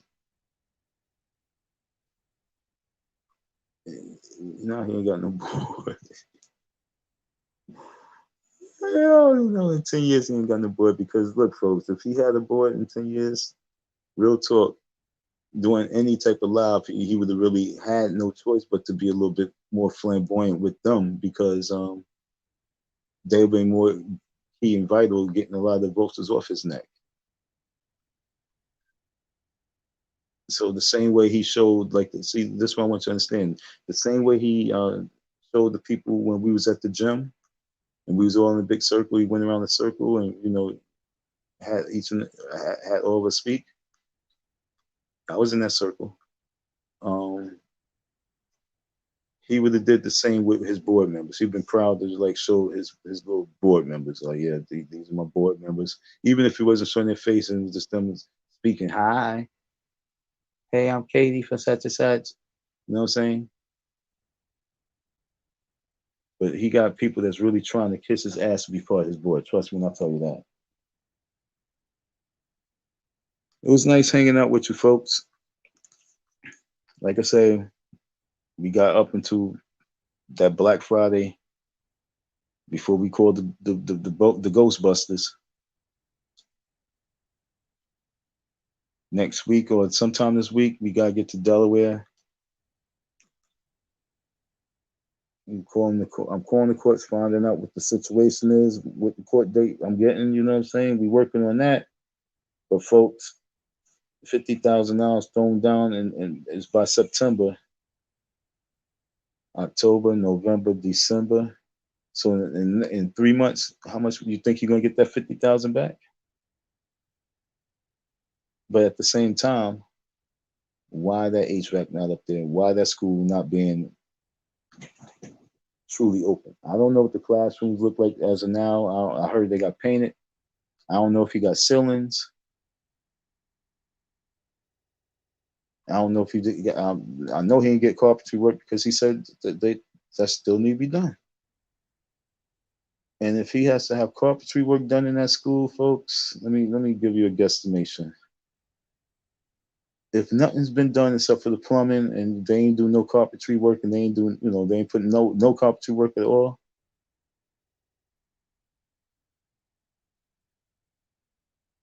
Real talk, that school, okay, I'm really analyzing the school. I'm looking at the ceilings. I'm looking at the rooms. I'm thinking about, the amount of the construction work that needs to be done from the back room, the bathrooms. When you say that he got toilet bowls, he get toilet bowls in the big school. He just got the toilet bowls in the gym. You know what I'm saying? Did he get the toilet bowls in the big school or just in the gym?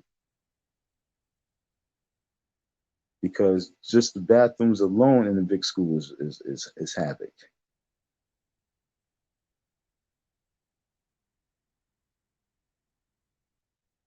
So now I'm thinking about it. If he didn't get no construction work done on those rooms, that school won't open it. I mean, it's not going to open this year, period. But it's still no talks of it being done by. It won't be done by the end of this year. It's not like major crazy work, but it's enough work, especially going into wintertime. No HVAC. You know what I'm saying? Especially no HVAC and cold. As long as no HVAC, they can't. As long as there's no HVAC, they can't even do the construction, the carpentry work. So that's the best. That I'm trying to tell you. As long as no HVAC, there's no construction work going on. So therefore, there is no construction work going on. Otherwise, they'd be doing double work. Yeah, folks, we got to call the Ghostbusters. He's robbing the people like heavy. He's robbing your folks heavy. The best thing he should do is really come clean and not talk about anything except for just really straight answer people questions. Like every question that come in, you just need to do a real live. Say any question you want to ask me, I will truthfully answer. That's what you need to do. Just come clean live,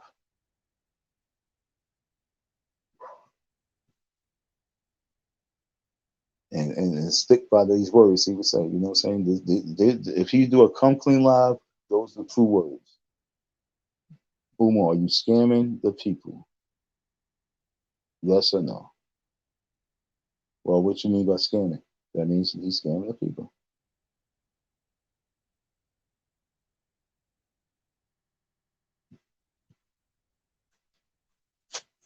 This shit is really sad and ugly because, like, it's funny too. I mean, it's really funny. We all know it's funny because we got a lot of humor out of it. We got a lot of humor out of it. We birthed a new nation from this whole Umar Johnson sitcom. I'm part of the new nation, and it's just sad that I'm part of a new nation that I'm sitting here like, yo, this shit is crazy. Like, really? Why am I really? That's like, it's freaking weird. So you guys are looking in from the outside. Anybody who gave donations, I mean, you guys are looking from the inside as well. But I mean, if you gave $20, that's something. That's nothing. But like, if you really gave like $500, $1,000, even if you gave $100, but you know, that's really nothing because you was able to do it. But like, if you gave $500, like altogether, $1,000 altogether, $5,000 altogether, $10,000 altogether, you gotta be like saying to yourself, like, I hope that he's not scamming.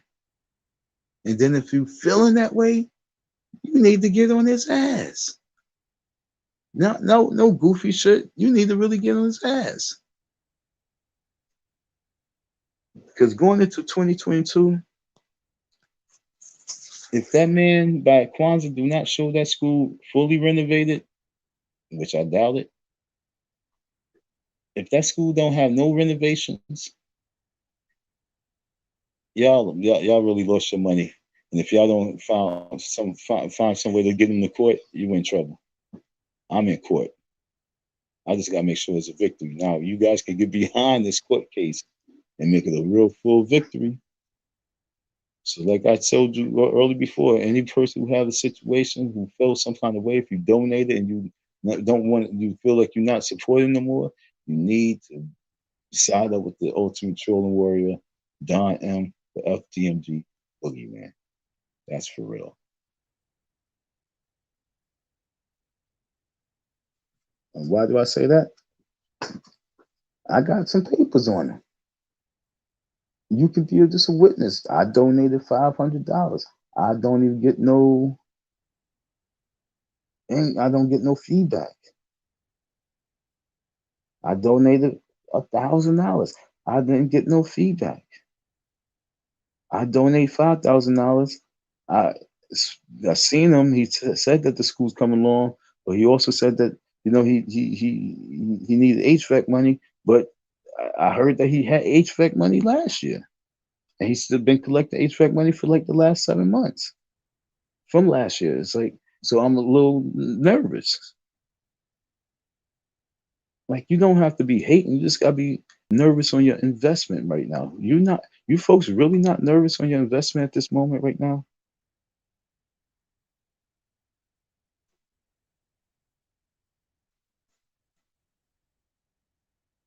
You folks really not nervous on your investment? And that's why I'm trying to tell you why was Tiffany attacking me the way she was attacking me, because she invested major, major money.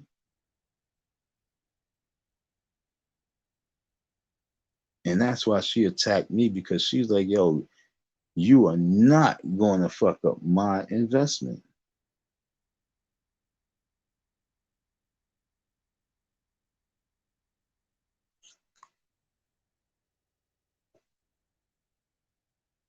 And I know if she's been donating for 6 years, like she said, even at $100 a month, 1,200 a year times six, that's $7,000 she done donate to the FDMG minimum.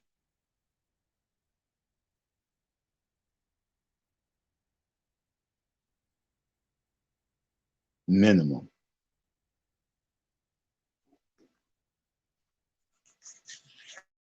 She got way more than that invested into that school.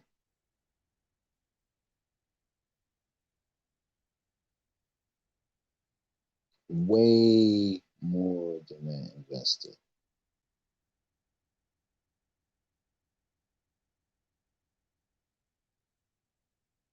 And it makes me sick to my stomach that a person like that would know that she got that much invested in it and cannot convince this motherfucker to just pay this man and get him out the way.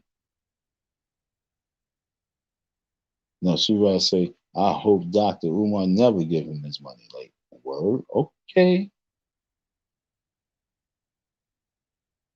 Let's see how much money I'm gonna get from you. Because he's gonna get it from your ass.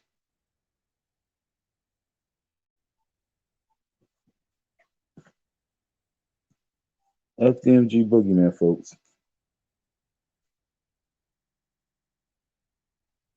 Do we need to call the Ghostbusters? Well, that's why the note I'm gonna leave you on. If there's anybody out there that really feel like they invested a little bit too much money into his cause and don't see no real results, especially this HVAC not being there. And I'm telling you that he had money for the HVAC last year, and for the HVAC still not to be there, for the back of the school still not to be cleared out.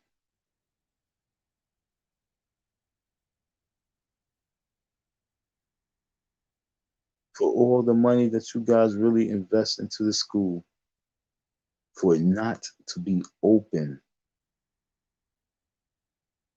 And we know it's not going to be open by Black History Month as well. For the other building to be completely abandoned. See, look, we see, yeah, it's so fucking depressing that so many folks be stuck on mediocre shit. We are talking about a whole other building. Y'all talk about that little school building? Fuck that school. The school don't even have a kitchen. I'm talking about the building that he wants open, the big school. For that not to be even touched is a crime itself.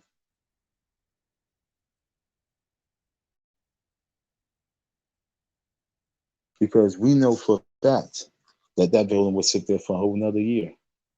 Let's not even worry about the gym, and let's not worry about the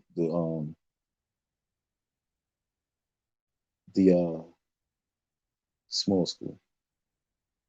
The money that he invests into the big school, that's going to be a loss for many folks.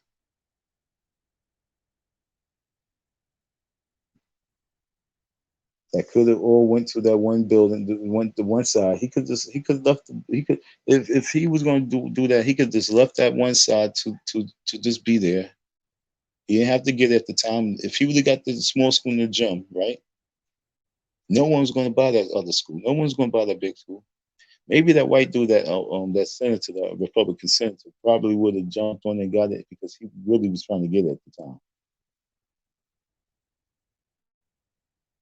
Okay, so yeah, you get it, you secure it, but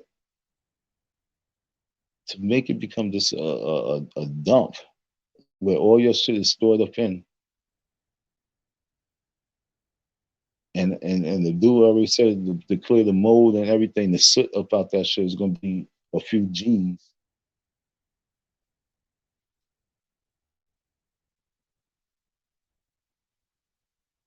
And you not even have that even as a focus. You're not even in that school.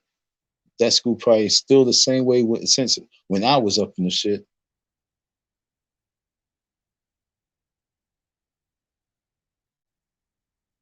Talk about that building. Stop worrying about the HVAC going in that school. Let's stay focused on the building that's straight still abandoned. He keep bragging about the 3 buildings, the 4 buildings. So let's talk about that one that's still abandoned. When is that going to get touched? When is that going to get open? Fuck the other school. He already know he's going to sell that shit and try and flip the money and flip everything.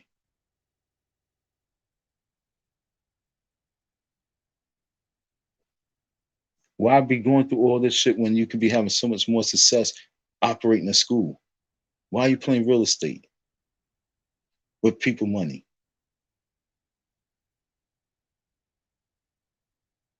Y'all don't get it. All you folks out there who gave and gave and gave and gave and gave and sitting back and still giving y'all hopes.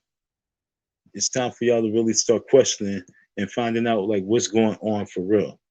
If that HVAC is not up there, then that's what y'all need to do. If it goes up there, then you know what I'm saying, you still need to stay focused on that big school.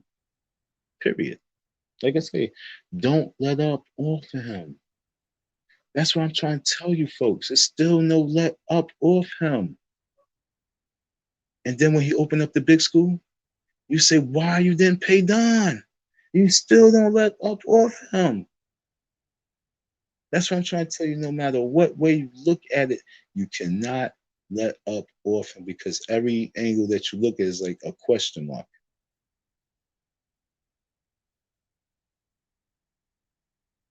So that's why I'll even put me on the back burner. Like I'm on the back burner. All this that you can do, but at the very end, like, yo, you got this beautiful school, but why you didn't pay that man?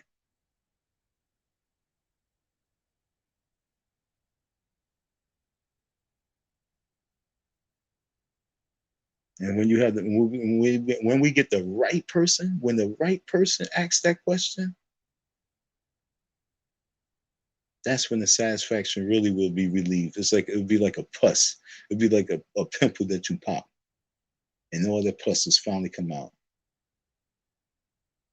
But that's what Umar is right now. You like pus in a pimple, and someone got pop you.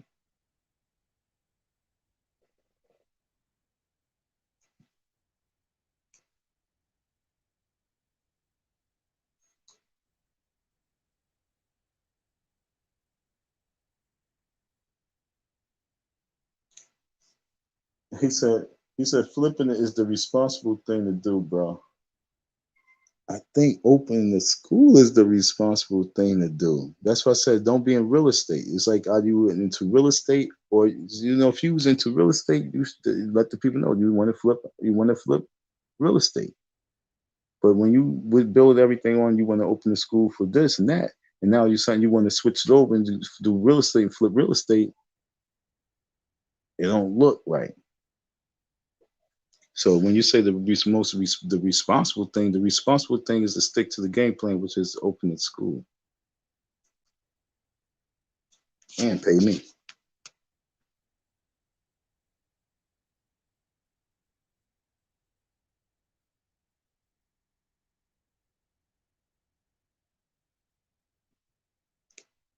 He said he has to do the big work first, then you paint, and then you clean. I mean, that's what we did. We clean. Well, we clean first. You had to clean. You had to clean. I don't know what you talk about the big work. The big work was getting the building cleaned out and cleared out so these electricians can be in that building freely. Trust me, that electrical work wasn't going to get done until that building was, and then honestly, the contractors said like this straight up and down. we can't work in the building until we get cleaned out. So boom, I was on deck and cleaned that shit out. They were so happy. And so then that's what led to the paint job. You know what I'm saying? That's what led to all this momentum. Led to all that momentum. But for all that momentum to really, it's like, you know, it's like it kind of got halted because I'm gonna give you a fact how I can mean what I say. It got halted. If you go and look at the back of the back of the school is still untouched. It didn't get cleared out from where I was working. It didn't get cleared out. They only cleared out the area for the picnic area because you had to do that. I was trying to finish that. I was finishing that up. And trust me, that area was crazy. So whatever work they did, you know, if it wasn't for me really clearing all that shit out, they ain't have to deal with none of those sticky thorns. It was nothing but thorn bushes all throughout the whole back area. It's crazy. Like it was Indiana Jones. So they didn't have to go through all that. But all work got really put on halt when you look at it. I mean, all contract work, okay, the work that putting electric and finishing electricity and getting to plumb is one thing, but just all the other little work that was getting done, it all got halted. Where's his team? Why people didn't jump in and continue it? Where's the person that was cutting the grass at? Why didn't they just continue and finish cutting the back of the shit? The back of the whole area. It all got put on halt. And that's what I'm saying. The whole school is pretty, to me, is on halt. Because if the HVAC is not on the building by next week, niggas selling both buildings and just fronting. He must have just decided to sell both buildings. Because I don't understand. He got too much going on. It's been a whole year. And then you got this court case going on. And you playing games. He got to be possessed, crazy, or just insane, something.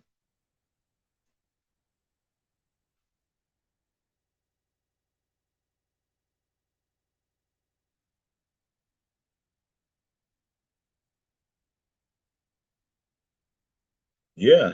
And that's funny because maybe that could be it. He probably already knows something. You know, it says it depends on who buys the property. If they just plan to demolish it and put up housing or something, he won't have to do much. So to leave it as is, like fuck it. You know what I'm saying? Especially if someone buy it as is and they pay him $1 million for it.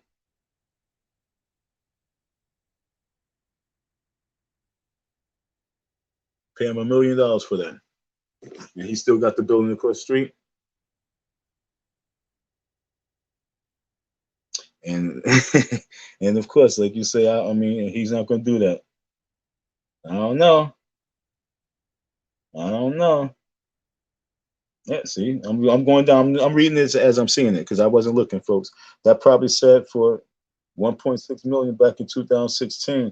If he can flip it and get 800,000 so, he should do it and find a new location. And yo, you know, if they do that, okay, Jay, if he was to do that, right?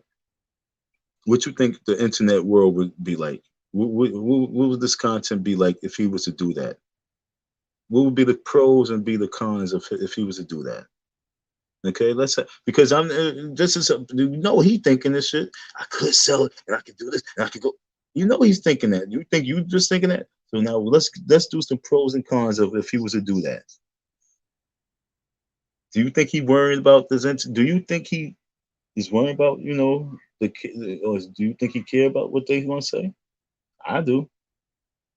For real, I do.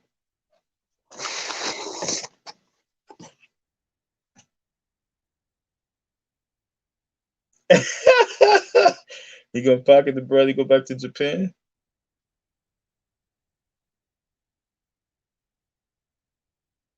Yo, I can't doubt it. I won't doubt it. I won't doubt it. I won't doubt it.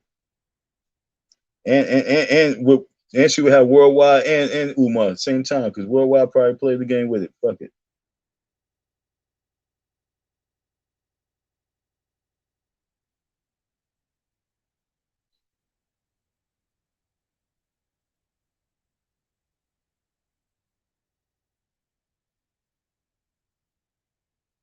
But see, if it's about this, Jay, why even waste time, energy, and money on anything? Just get it and flip it and gone. You know what I'm saying? He could have been done with that shit.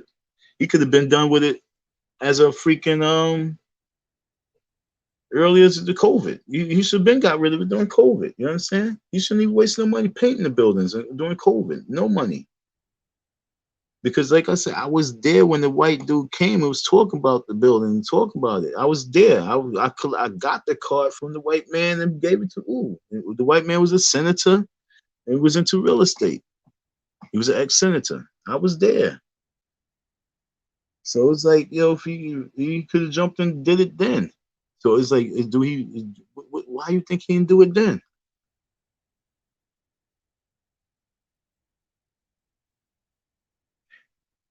But that you say who gives a fuck, but that's what I'm saying. I think he do. I really do. I think he does.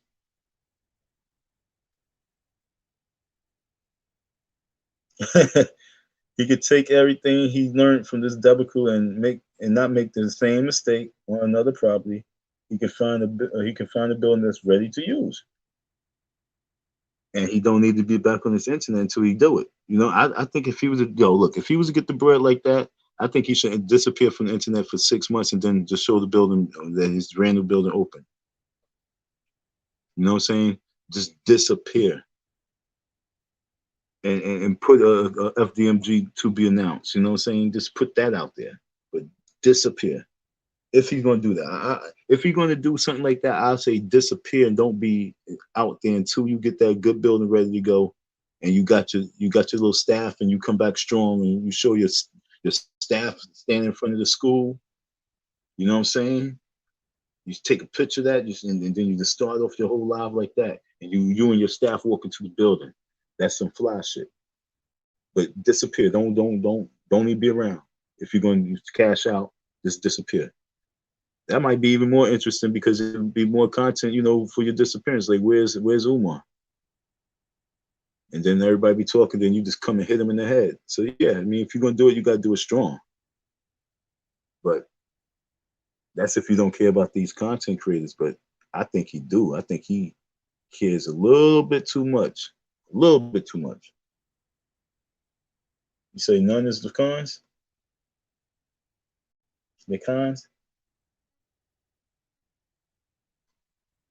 And do it then. So like I say, so going to 2022, by when, okay, so if you feel that that's what he should do in the past, when do you think he's going to dump these buildings? By when you think he's going to dump these buildings? Let's do a prediction on that. That's a good prediction. I like that one. I'm gonna do my next live on that. But so this is exclusive right now. All right. So Jay, give me your first prediction. When do you think he's gonna dump that building by? He lasted the whole year. So he did a personal. That was something personal for himself to hold on for the buildings for the whole year. Even though he paid taxes, though, you know what I'm saying? He paid taxes, though, right? But when do you think he's gonna dump those buildings by?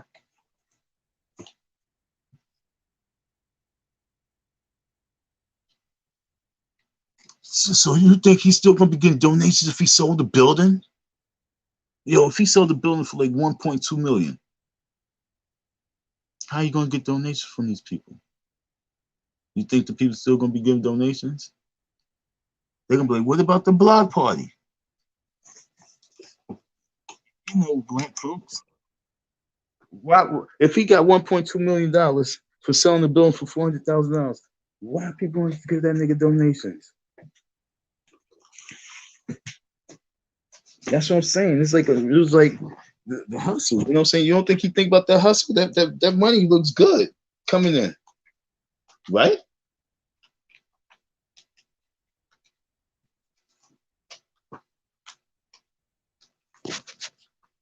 Seriously. The internet is how he gets his donation, though. Why should he leave? But if he getting $1.2 million or $800,000 or $1 million for that building, who's donating that nigga $500 and $1,000?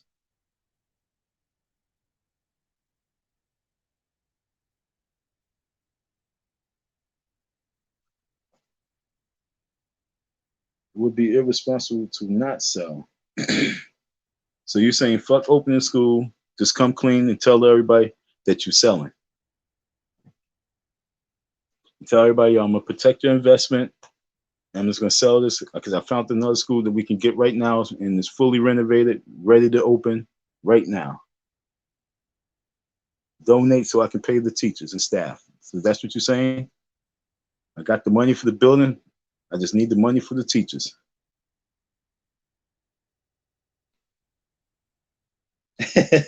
He's going to keep it going with the lies and mess because people keep giving him money, especially the loyal donor squad. You know what I'm saying? So he's going to sell the school. He's going to be like, yo, I got this money for school. Here's a school. It's going to cost $1 million. I got $975,000.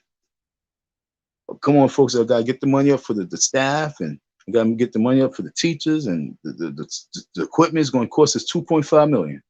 So that's how you're going to do it. You're going to sell out, and they're going to run and say he's going to get this building right here, and then, oh, someone bought me out that one. I can't get that building, so we got to get this other building. It's going to cost us $2.7 million. So you think he's going to just keep doing that shit? Damn.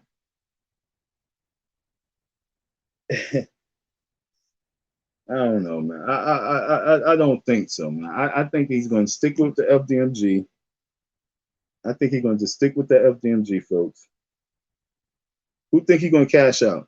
And like I said, when, and if you think he's going to cash out, by when next year he's cashing out?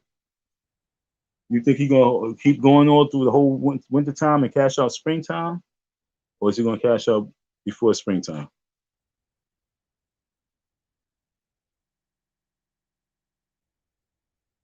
Why do you think it's bad to triple the donation money?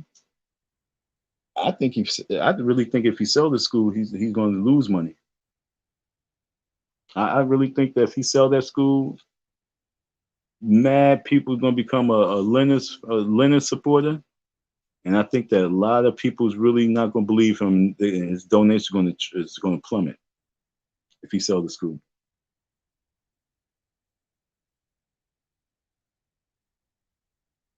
That's what I'm saying. 1.2 is not a lot, but that's all he's going to get for that.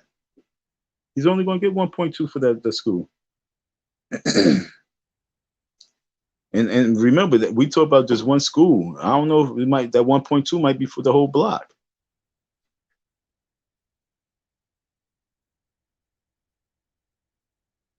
Nah, yo, bro, I agree with you. He can change up, but I just think that if right now at this point, if he was just to sell that shit and disappear, he remember he mentioned it to the people. You know, he was thinking about selling. He said he don't want to, but you know he was thinking about it. He said that months ago, early this year, and that's after all the shit we was talking about. He heard it, so he was talking about he think about selling. He didn't do it yet, but if he was to sell it, the most he probably get was 1.2. And like I said, I don't know if it's just be for that one big building or for both, or the whole block. And if he do get 1.2 million, the next school that he get ain't gonna be cheap. So it's basically he'd be back to zero, and he'd be back to basically saying, "Yo, we gonna need $2 million."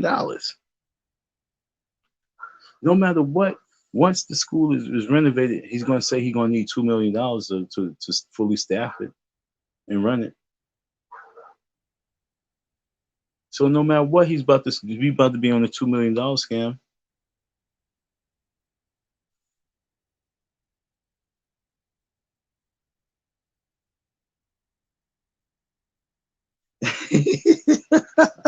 He said selling out.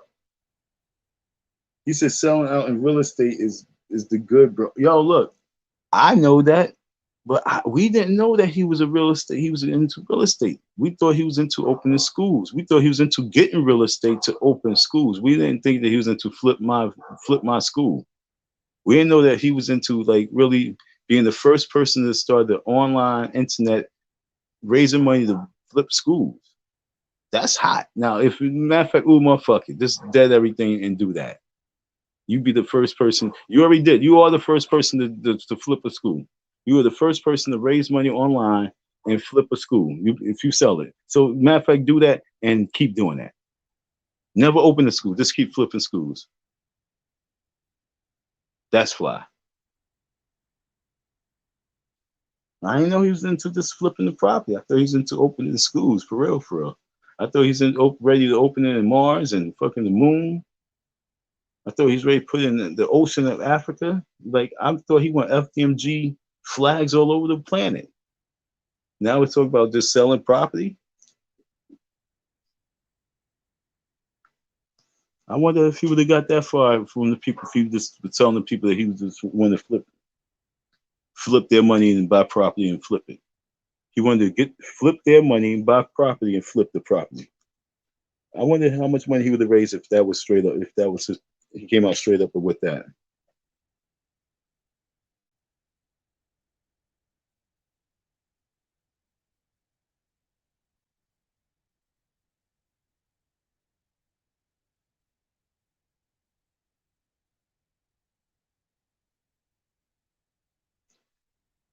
He said Don Wilmington is going through. I know. He said once they make, but they already made him offers. Yo, dude, they made him offers already. He got offers. Yo, we don't know how many offers he got on the table. That's what I'm saying. We don't really know what he's doing already. We don't know what's in the works. For real. We don't know what's going down right now.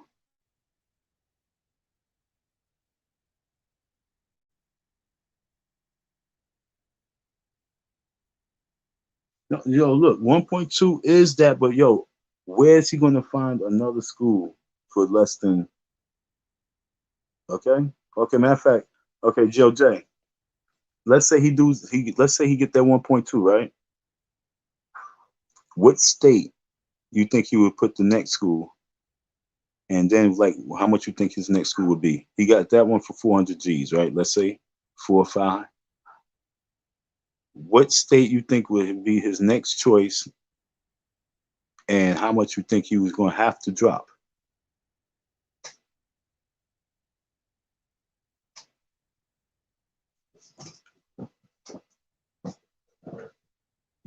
The next state, and how much you think he's going to drop?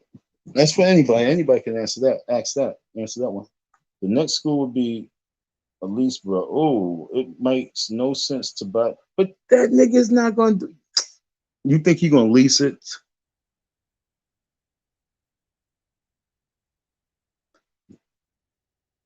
It's like, are you speaking of what you would do, or speaking of what Umar was doing? I need you to step to Umar's brain, okay?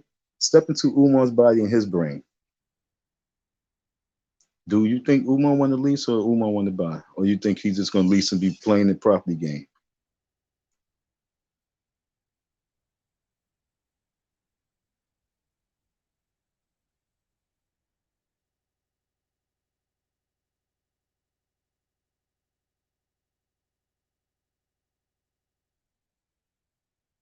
He said, yes, if you give me 200, I can flip it to 600 and open a school with the profit. People will say yes. So you saying he got enough coat money to do whatever he want to do right now, and nothing really matters. So like, if he was to sell school right now, he's still gonna get mad donations from folks, and people still gonna put the money. So like, if you find another school and who knows what state, let's say Virginia, and he finds it and it's cost about like 1.7 million, he's gonna get that money up with no problem.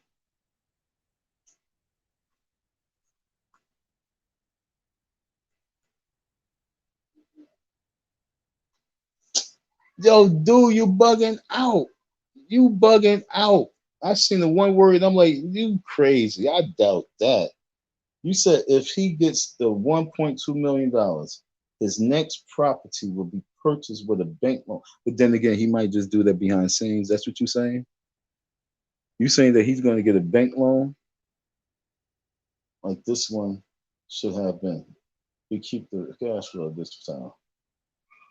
So then you're going to say he's going to drop being the pan-Africanist and he's going to go straight and get that get a loan? That's what you're saying? So you're going to say, fuck all that pan-African shit. Let me just open a school next time? That's what you're saying?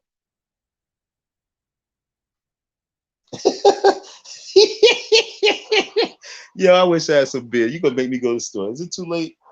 Damn, matter of fact, I'm gonna go to the store right now. You got me laughing, yo. He said, I think Umar has learned something about commercial real estate that he did not know before. That he can't do it for donations alone. So you think he's gonna fall back off that Pan-African shit because he can't do it from there? He's gonna get a bank loan. That's what you really think?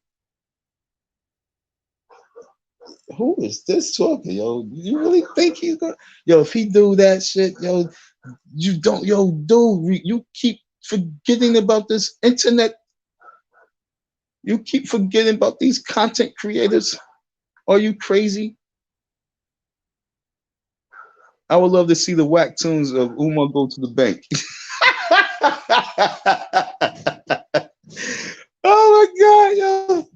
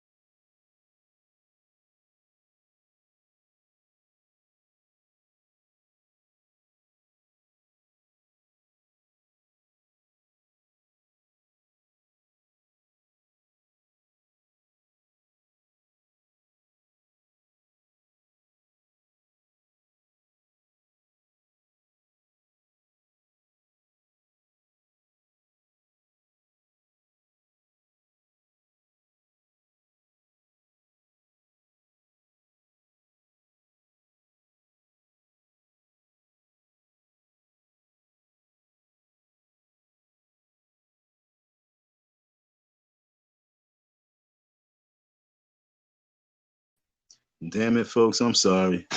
You know me and my non-charging my phone self doing the live. You know I suck. My bad. But I think I was laughing at Jay. I think that this person don't know Jay too well themselves. Like who? I mean, don't know Umar themselves, Mr. Johnson. They don't know Brother Johnson. They said, I think Umar has learned something. Umar ain't learned nothing yet. No, honestly, we all really do think he did learn something. Honestly, I mean, I truly think Umar did learn something. But going back to what I said about the possession, I don't think that the possession is going to allow him to really learn the lesson, though. I think he's too possessed to really learn the lesson. He's too deep. That's why we got called the Ghostbusters. Don't get off track with this topic is. This topic is, do we have to call the Ghostbusters? Because everything you saying, Jay, makes too much sense. And for you to come and say that I think that Umar learned the lesson, shit, I'm still going to court. You know what I'm saying? I'm still going to court. So I don't know. I don't know. This man is, I mean, shit. Who are you? Who you know something? You must be Johnson right now. You must be Umar right now talking. Umar's trolling right now. Umar, you learned the lesson? He ain't learned no damn lesson. He said he don't want to deal with the banks. That's what I'm saying. Just the donors. That's for real for it. He said he don't want to deal with the banks. That's why I'm like, who Jay? Yo, Jay, you bugging. You bugging, Jay. Yo, for real. I don't think Umar's going to fuck with the banks. But Jay, you might be right. He might learn the lesson, but yo, sorry folks, and we're going to do this. We got to open the school by all means. You think he's going to cop a plea? So Jay, you think he's going to really cop a plea for the internet folks? Because I'm telling you, you say fuck to these internet folks, but it's not fuck those internet folks. It's really he got to continue because that is one way he make his money.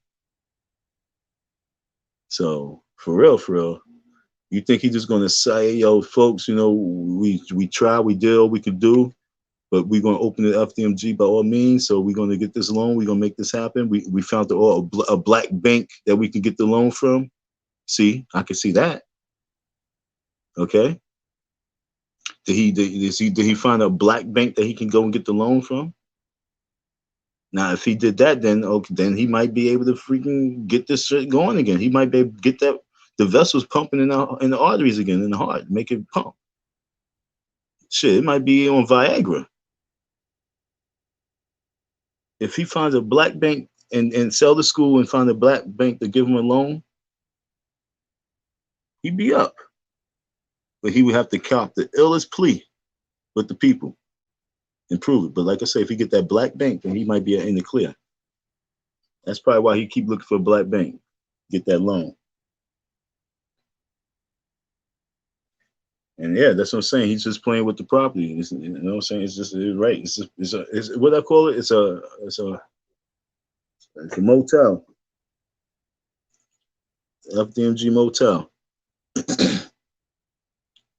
Shit's funny as shit, man. There's no such thing as Pan-African in US dollars. Yo, you tell him that. You tell him that. I was with an organization, I tell everybody all the time, African Stock Exchange Association Developed Corporation. And real talk, we was actually really developing our own money like that. We really was doing that. So you're right.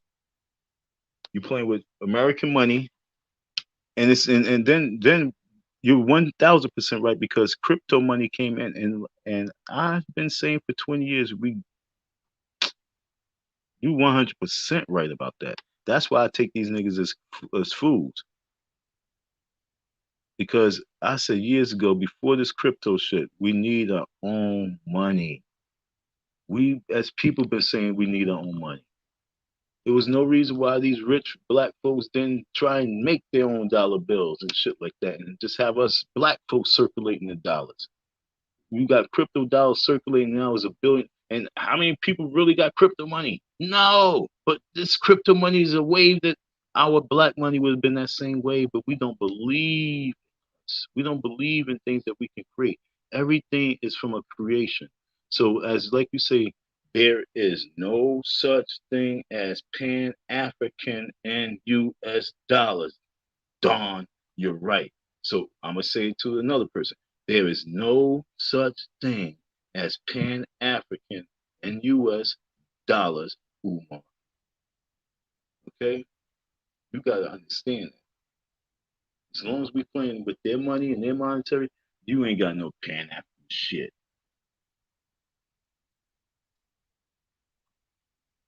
It's about economics. It's about economics. It's about economics. If we as a people cannot develop our own economic system to get out of this system, we're the most talented fools. No one can say I'm crazy because crypto dollars proved it. And I said that 20 years ago. I've been saying this shit since I was 19. I'm tired of this shit. Why do I sound frustrated? Because I've been saying things forever, and I'm trying to understand why people not doing it. How are you so rich and we got so many fools? Why we haven't created our own currency?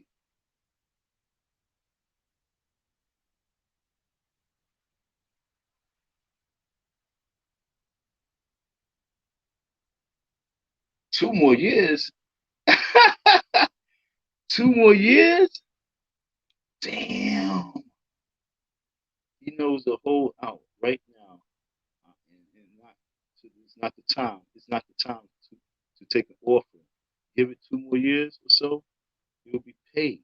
But 2 more years and not have a school? You serious? Hold on.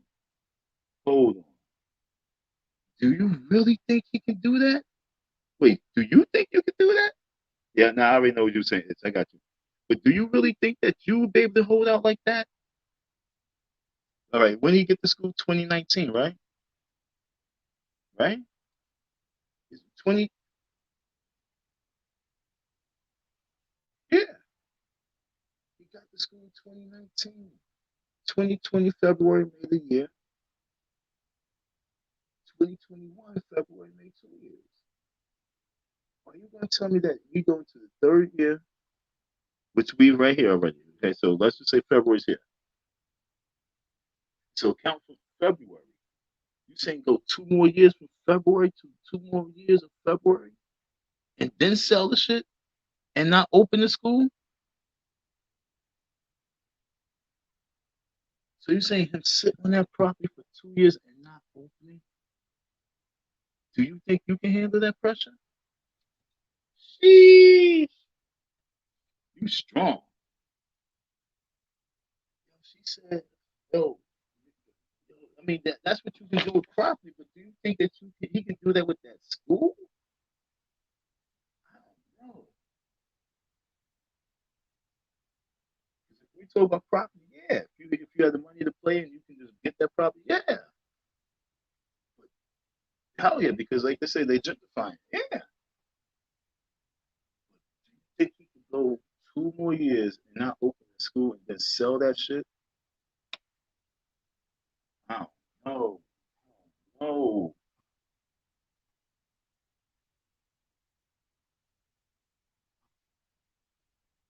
That's what I'm saying.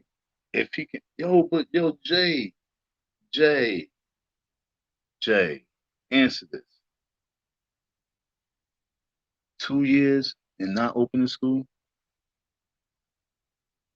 And what he look like too? What if he open school for 1 year, then shut it down? And like, do you think that makes sense? Unless he already got some side money that he raised up, you know what I'm saying? He's already ready to buy another school. Unless he really raise a few $1 million that he could buy another school and sell that school and then pocket that shit. Mm. I think we on to something, folks. I think y'all on to something.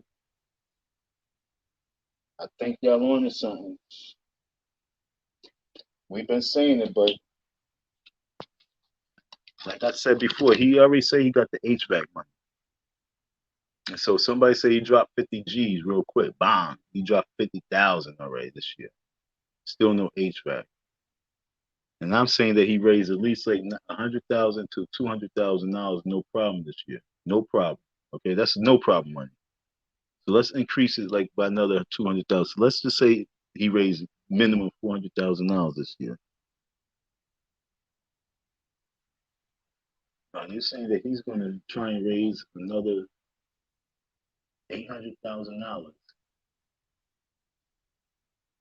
real quick and sell that school, buy another school with the raised money, and then pocket a lot of that other money? What we're saying right now? Because I don't think he's really investing all that money into school. I think it's just for pocket reasons, which y'all going with it.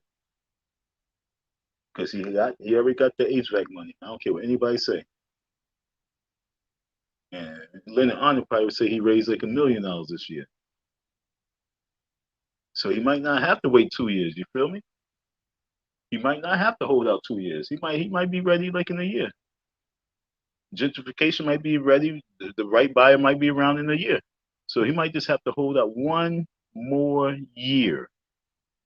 And holding out for now then when you add up all the years, that's 3 years of having the building, 3 years of running the scam, and then selling it right before our eyes. 3 years of we watched 9 years of him not having the building raising money. Then watch 3 years of having a building and still no school, and then play the game all over again, get the next building. Folks, man, you guys are really making me get spooked out right now because y'all making me believe this is real. Jay, you messing me up right now. Respectfully, Don, when you want to understand the situation objectively, you have to first remove yourself from the equation. Yeah, I definitely am. You're speaking through your no, because I told you folks from the beginning that we need to focus on buying that property. I'm way off the beef. I am not thinking about that. But I'm still thinking about the internet no matter what because I was around him and I know that the internet has a strong effect on it. That's what I'm trying to tell you. I know that E&J, especially last year, had a strong effect on Umar. I know Lennon has a strong effect on Umar. And so that's what I'm trying to say. It's not even about the business part. I think he's too connected to the coon and shit. You know what I'm saying? He's too connected to that coon shit that he can't really see the logic part of even what you're saying. And even when he do see it, he's just too possessed with the demons that he stay with the coon shit. So he's not gonna make those right moves. Otherwise, he would have been sold that shit. He would have been got that 1 point some million because he raised like another $1 million. He got $2 million. He could have got another school. He could have already been damn near opening it by now. Because he could have sold the school back in October, November last year. He could have sold the school December last year.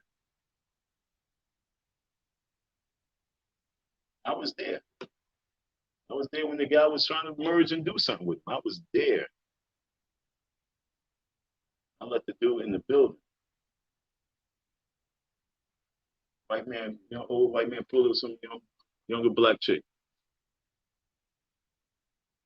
I was there.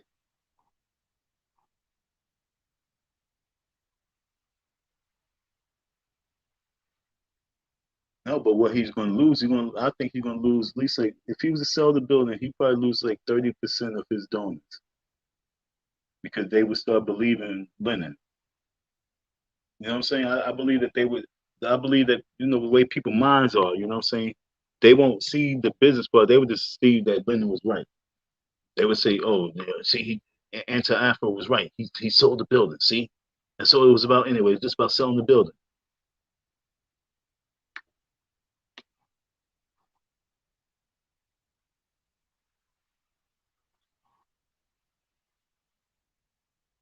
Yeah, I know, but no matter what, we got to get away from this American dollar. Period.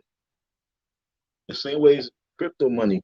Crypto money is actually really, really, truly replacing the dollar bill itself.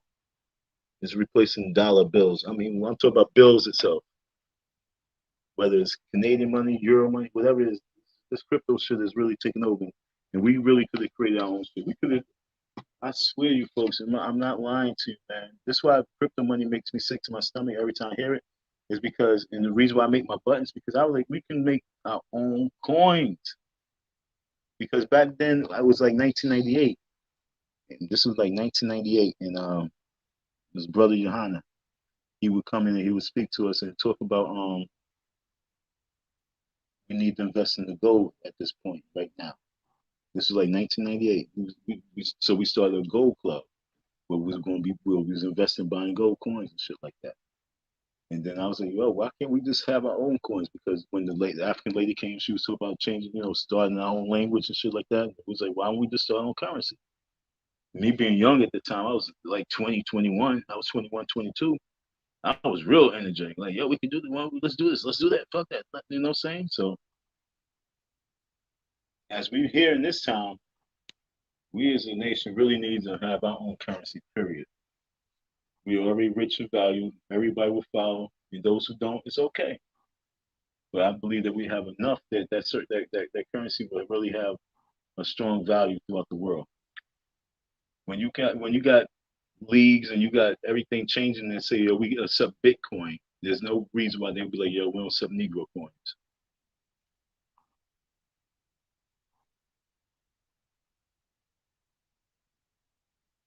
Exactly. See, I'm reading y'all shit slow, so I just got to that. I'm really not. I'm reading line for line, so I'm not even reading ahead of my time. But Gaddafi tried to make the United States of Africa currency backed by gold, and they murdered him for it. You know, that's why they killed him exactly, because he was doing a lot of stuff. And just like got the other person name, but when they bought the oil, damn, I forgot his name. But he was giving like free oil to Harlem and all of like Harlem and Bronx. I forgot the man's name. Shit, damn.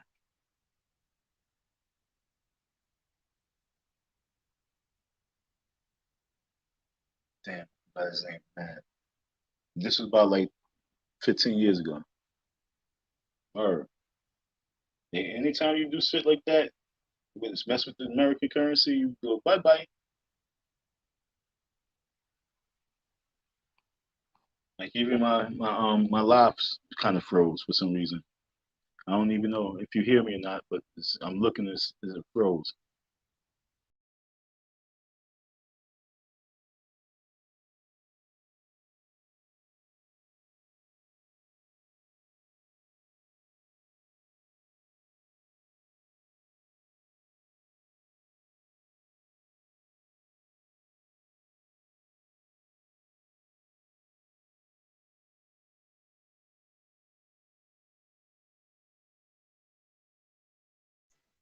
I thank y'all for this chat. You know, this is very interesting. I really appreciate you guys in the chat. Yeah, money not backed by military force is worthless. That's why we need our own African Legion force. When I was part of African Stock Exchange, we was chartered to start our own Legion force and start our own currency and bring all above the everything that the American government can do, U.S. government can do. We was entitled to be a government within the government, just like Africa. But it was hard to get the people to understand that. That's the reason why I'm the way I am. You know what I'm saying? I'm not gonna lie, I'm crazy. I don't F with Umar, but I recognize him and I still wish him well. Yeah, yeah. I was fuck with Umar. I recognize him and I don't give a fuck about him being wished well or not, because right now I just want him to understand that he gotta look at the man in the mirror and see what he done caused and created, and which is not good. And that's real talk. That's why I want him to recognize. I need him to recognize that. He needs to really just apologize to the people for really causing this type of chaos for trying to do something good. Nah, you're right, Jay. That shit gonna go up because they are building, and like I said, for years they didn't want nobody to have those buildings. They didn't want no Negroes having that land over there. That's why it was like late. It was kind of like labeled condemned, the conditions, whatever it is. But they building all down there. They coming up from downtown. They just building, coming up. They've been doing it. So right now, that whole area, all up in Market, all up in there, you know what I'm saying? It's a lot of, fucked up shit. So they're going to make a change in the area. And they want that land. Once Umar was there, that white man pulled up like, oh, you got this? I was trying to figure out who got this. He was excited, like, damn, can we make a deal? He was ready, if he had the briefcase, he was ready, he would have made a deal right there. He would pull out the mill like right there. Let me get this. It makes business sense, but do Umar understand that? Do y'all think that you really think Umar's on it for the business, or he went on it for the school? Which one, or the scam? The scam, the school, or business? Which one you think is about with Umar? And that's real. Which one you think is the scam, the school, which means pan-Africanism, or just the business, the hustle, the flip to become a millionaire?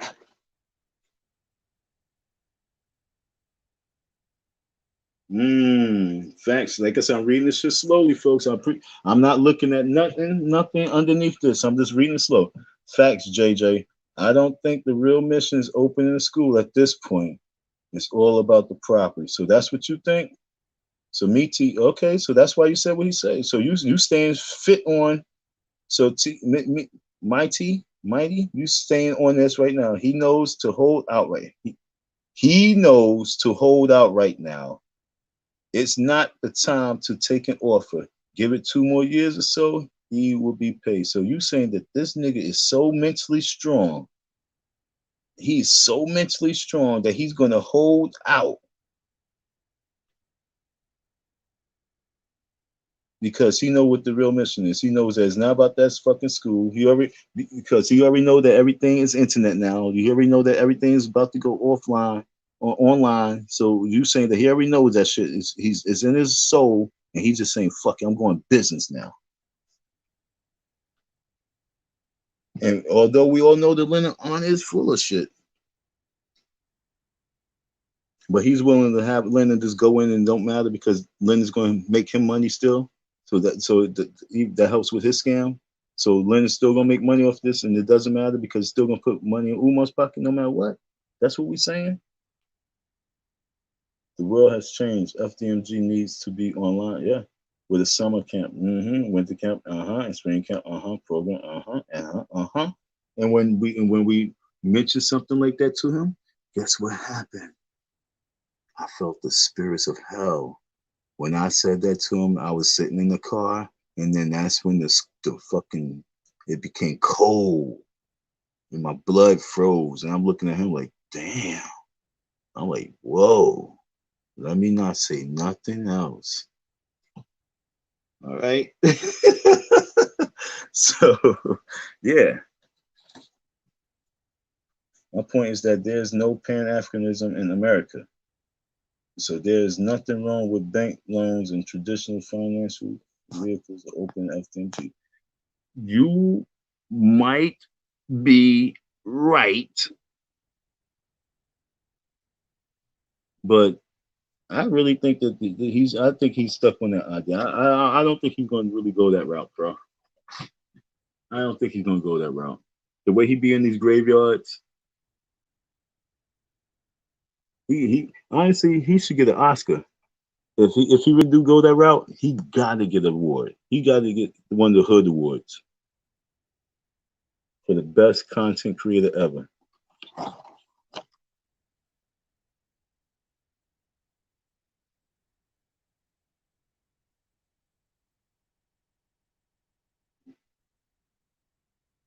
Your list of weak valuable money in the world and check it against the list of weakest militaries. Real crazy, bro. Thanks.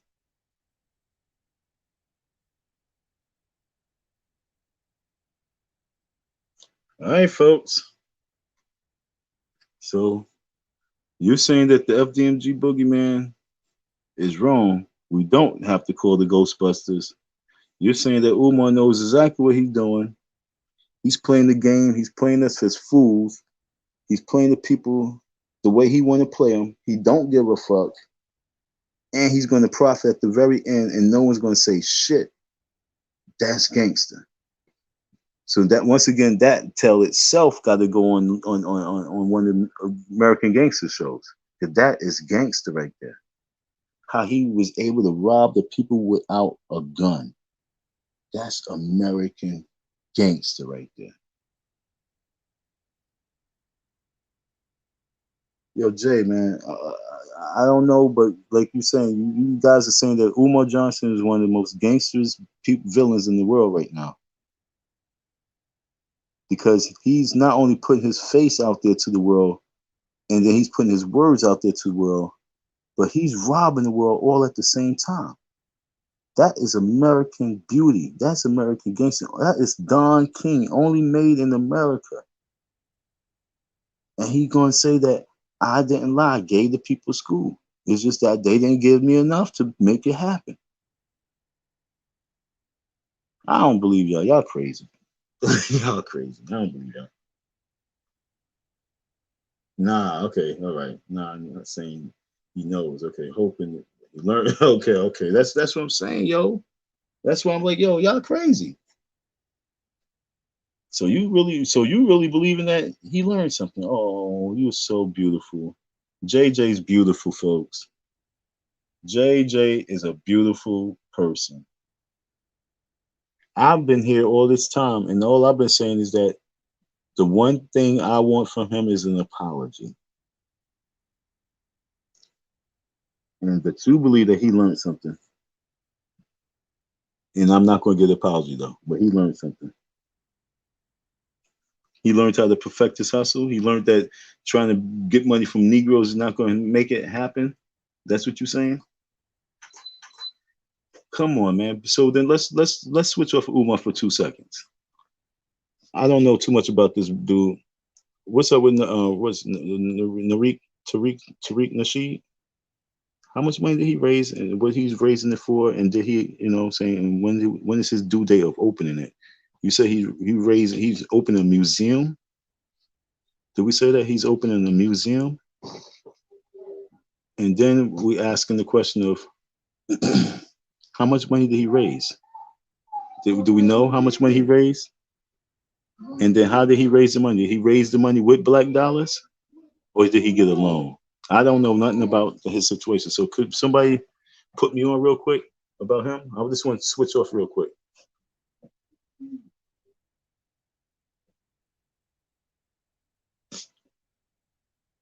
Mighty, nah, he's far from stupid. Yeah, that's what I'm saying. So we know he's really playing us. He's playing us stupid then.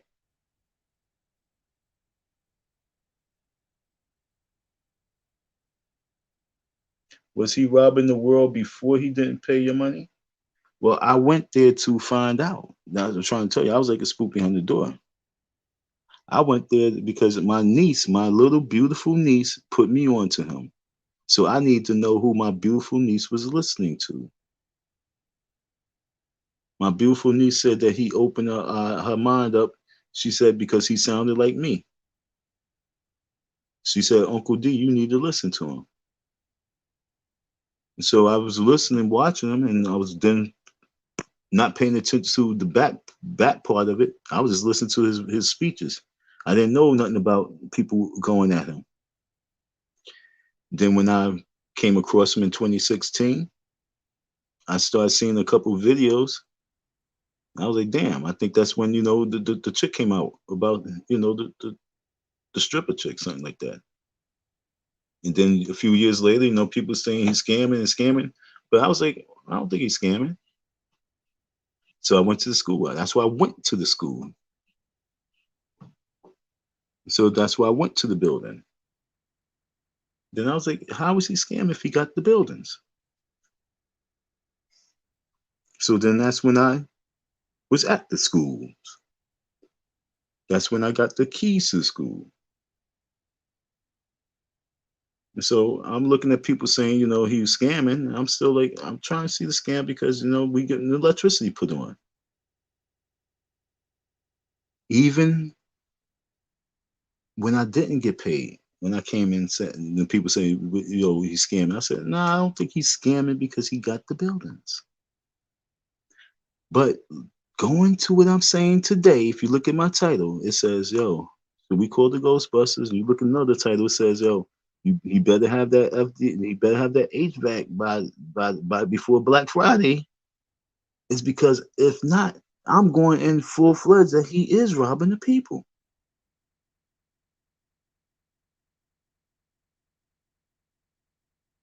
It's so much that you can protect the person because, understand?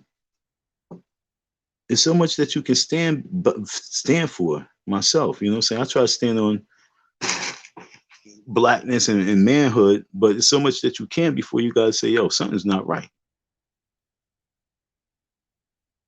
And I say he's possessed, but I also say that he also got a certain type of greed within himself. And if he's robbing the people for this lifestyle, then we have to call it out.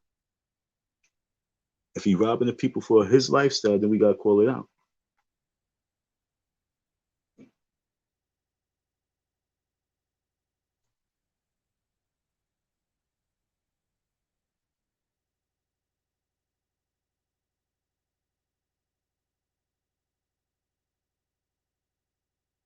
Now, I'm not even hurt. I swear to life, want me to tell you a little secret? A real secret. I was never hurt. Even when I first came on the scene, I was never hurt. I was more disappointed and embarrassed because I believed in the motherfucker, but I wasn't hurt because even the old person, the old man I was staying with in Philly, he already told he already told me before I went to school. He said, "Yo, Umar's going to fuck up." So when I came back to the crib, you know, he's looking at me like, "I told you." So it wasn't even me being hurt. I was just like, "Damn, man." And so even when I came to the line, I'm sitting here trying to talk to you folks and still be in defense because I'm in black mode and manhood. But it was never really about me being hurt. I was just like disappointed, like, damn, this nigga's really stupid. And then when I'm sitting there not getting my money, I'm out there in the cold hurting. I mean, I'm not hurting like hurting, but like hurting like, damn, my pocket's hurting. The fuck? I'm sitting like still saying this nigga crazy. Every time I would see him, like, yo, looking at him like, yo, your boy is crazy. But it was never like a sign of hurt. Like, I'm fucked up, yo, fuck that guy. And even when I show emotion, like I might send a thing, that's me at get my Oscar, letting this nigga know, like, yo, you really building up a certain type of meanness in me that's really going to get you hurt because you're playing yourself stupid, and I'm not knowing why you're playing yourself stupid.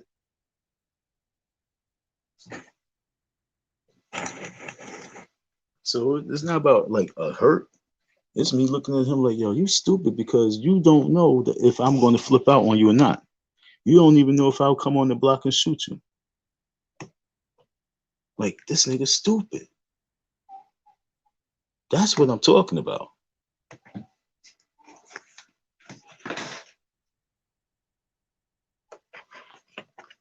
And that's the part that hurts because who would take the risk of allowing that shit to happen to themselves? Someone who gotta be crazy.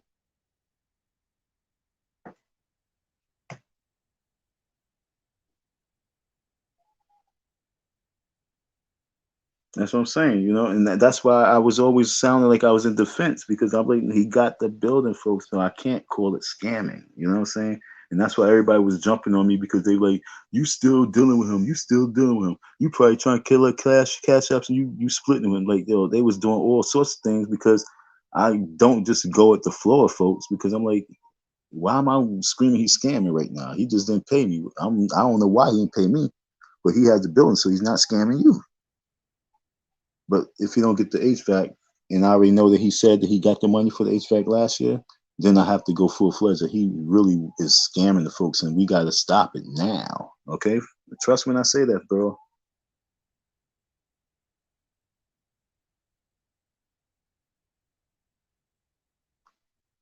So, yo, I really appreciate y'all conversation.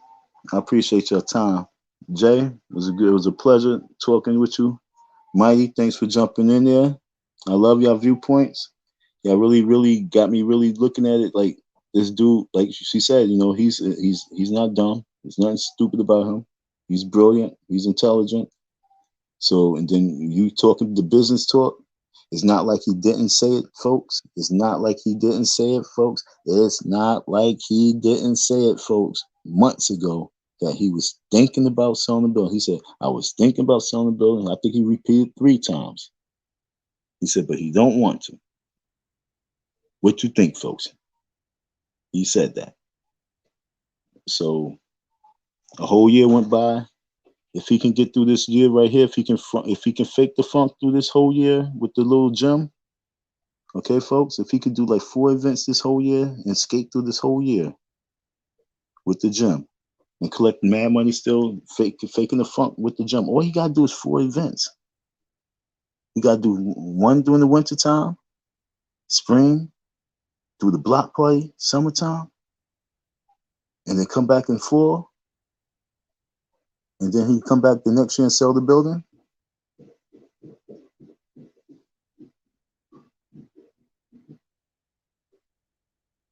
I see that happening. Duval, thank you for your convo too. Thank you for your convo, Duval. I really appreciate all y'all. It was good talking to you. You know, it was a pleasure. I really appreciate you hanging with me in the graveyard. We was at the FDMG graveyard site. Like I said, this is definitely if he do not open the school, this definitely have to go on some type of true crimes. It has to go on one of those shows. Jay said, peace, everybody. Mighty Duval, yep, Don M, yep, peace out. I really appreciate y'all. Mighty, have a blessed, you too, baby. Y'all have a good night. Any and everybody that was in the chat, y'all always highly appreciate it. Yo, I'm on top of this. We're not leaving it alone. I gotta go to court sometime this week, folks. I'm calling the courthouse, but no one's answering the phone, so I'm just gonna pull up. I'm gonna go pull up and see what's going on, see what's up with my paperwork. I know I've done since the default papers in. I mailed it out to them, and I just gotta see what the procedure is from there. I gotta see if they give me a court date. She told me that the courts will be going back into, for my cases like mine, will be going back into effect in December. December's around the corner. December's around the corner. All right, folks, I'll keep you posted. Thank you for your listening ear and your conversation. You all have a beautiful night. Peace.